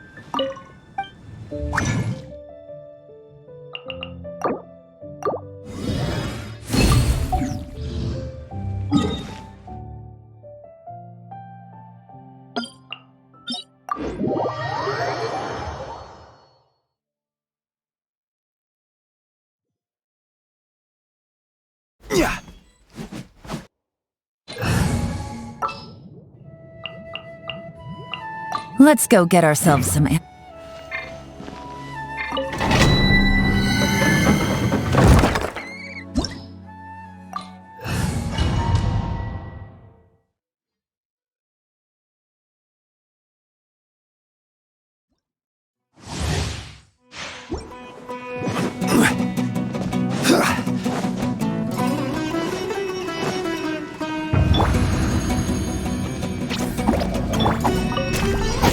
You stabilize. This is order. Quietly now. Here comes the catch. Scatter. Now you're testing my patience. Will. Flicker.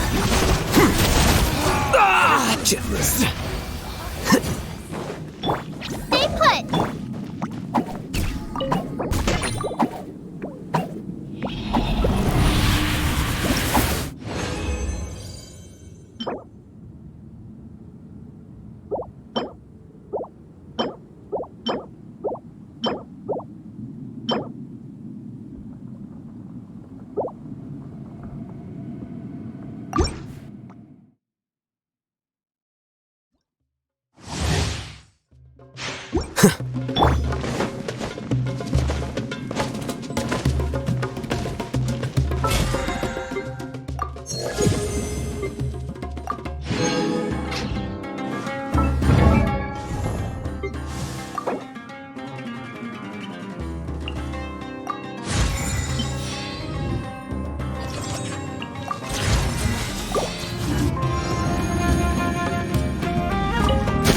You are not welcome here. Don't be scared!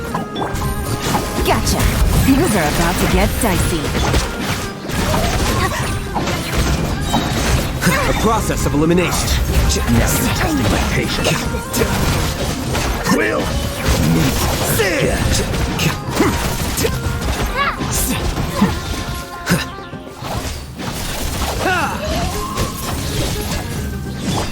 Quietly now. Stay put!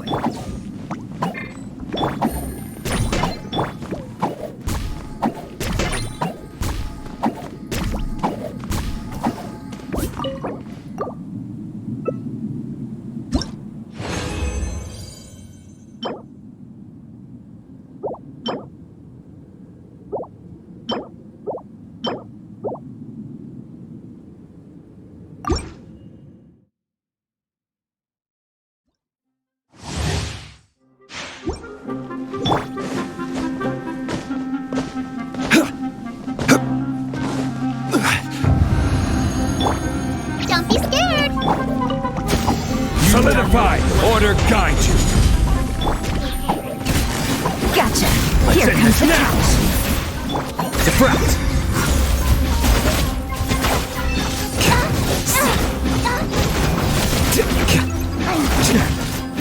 Here you are. Will.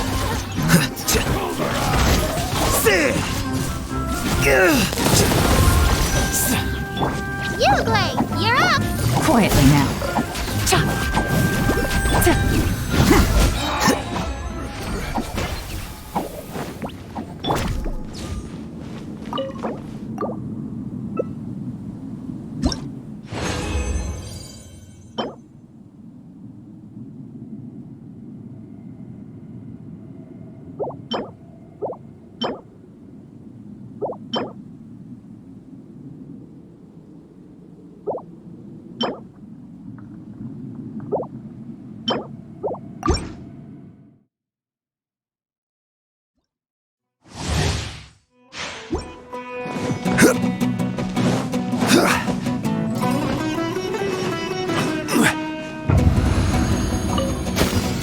Stabilize! Welcome Don't be scared!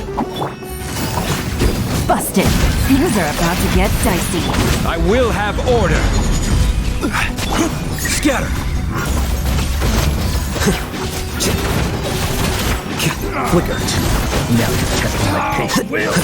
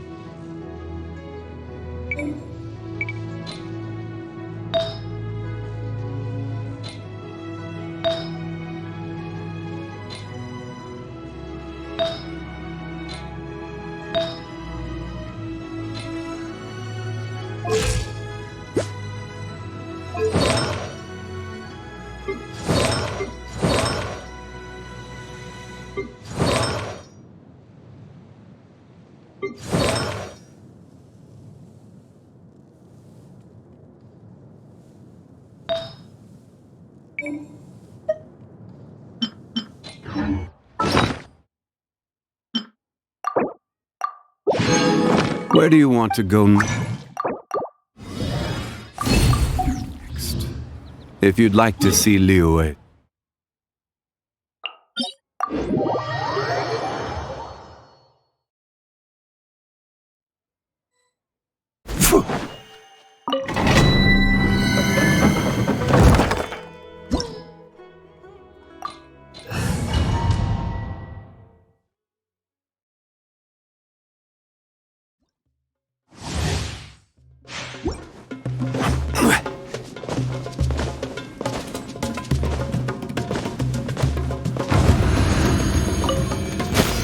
Solidify! Well, Here comes the catch. This is order. don't get him, Uruguay! No testing my patience. Uruguay, you're up! I'm getting sick. Process of elimination.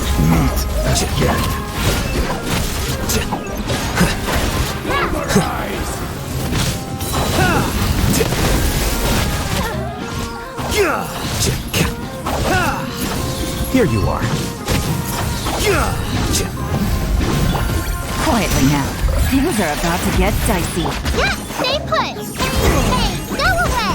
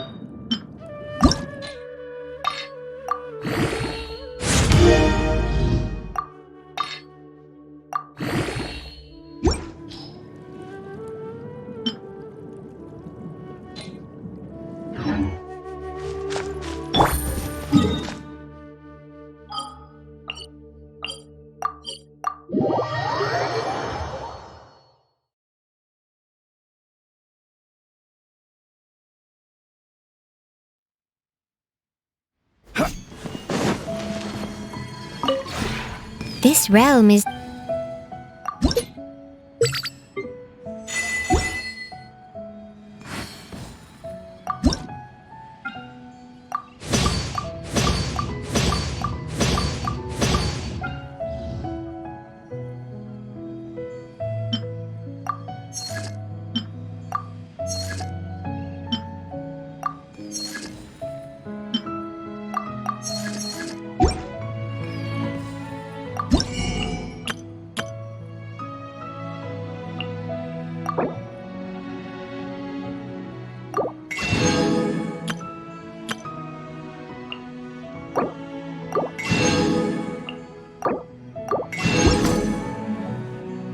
If you ever...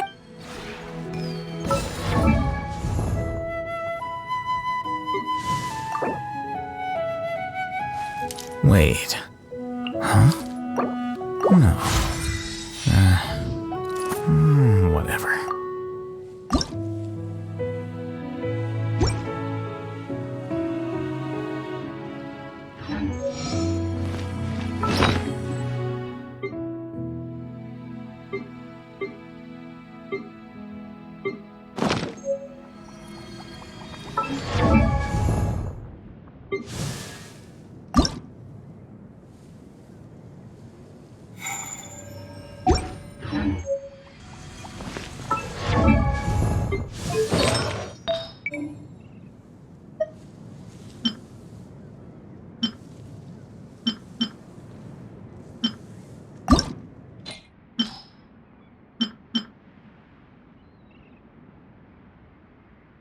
Every journey has its final day. Don't rush.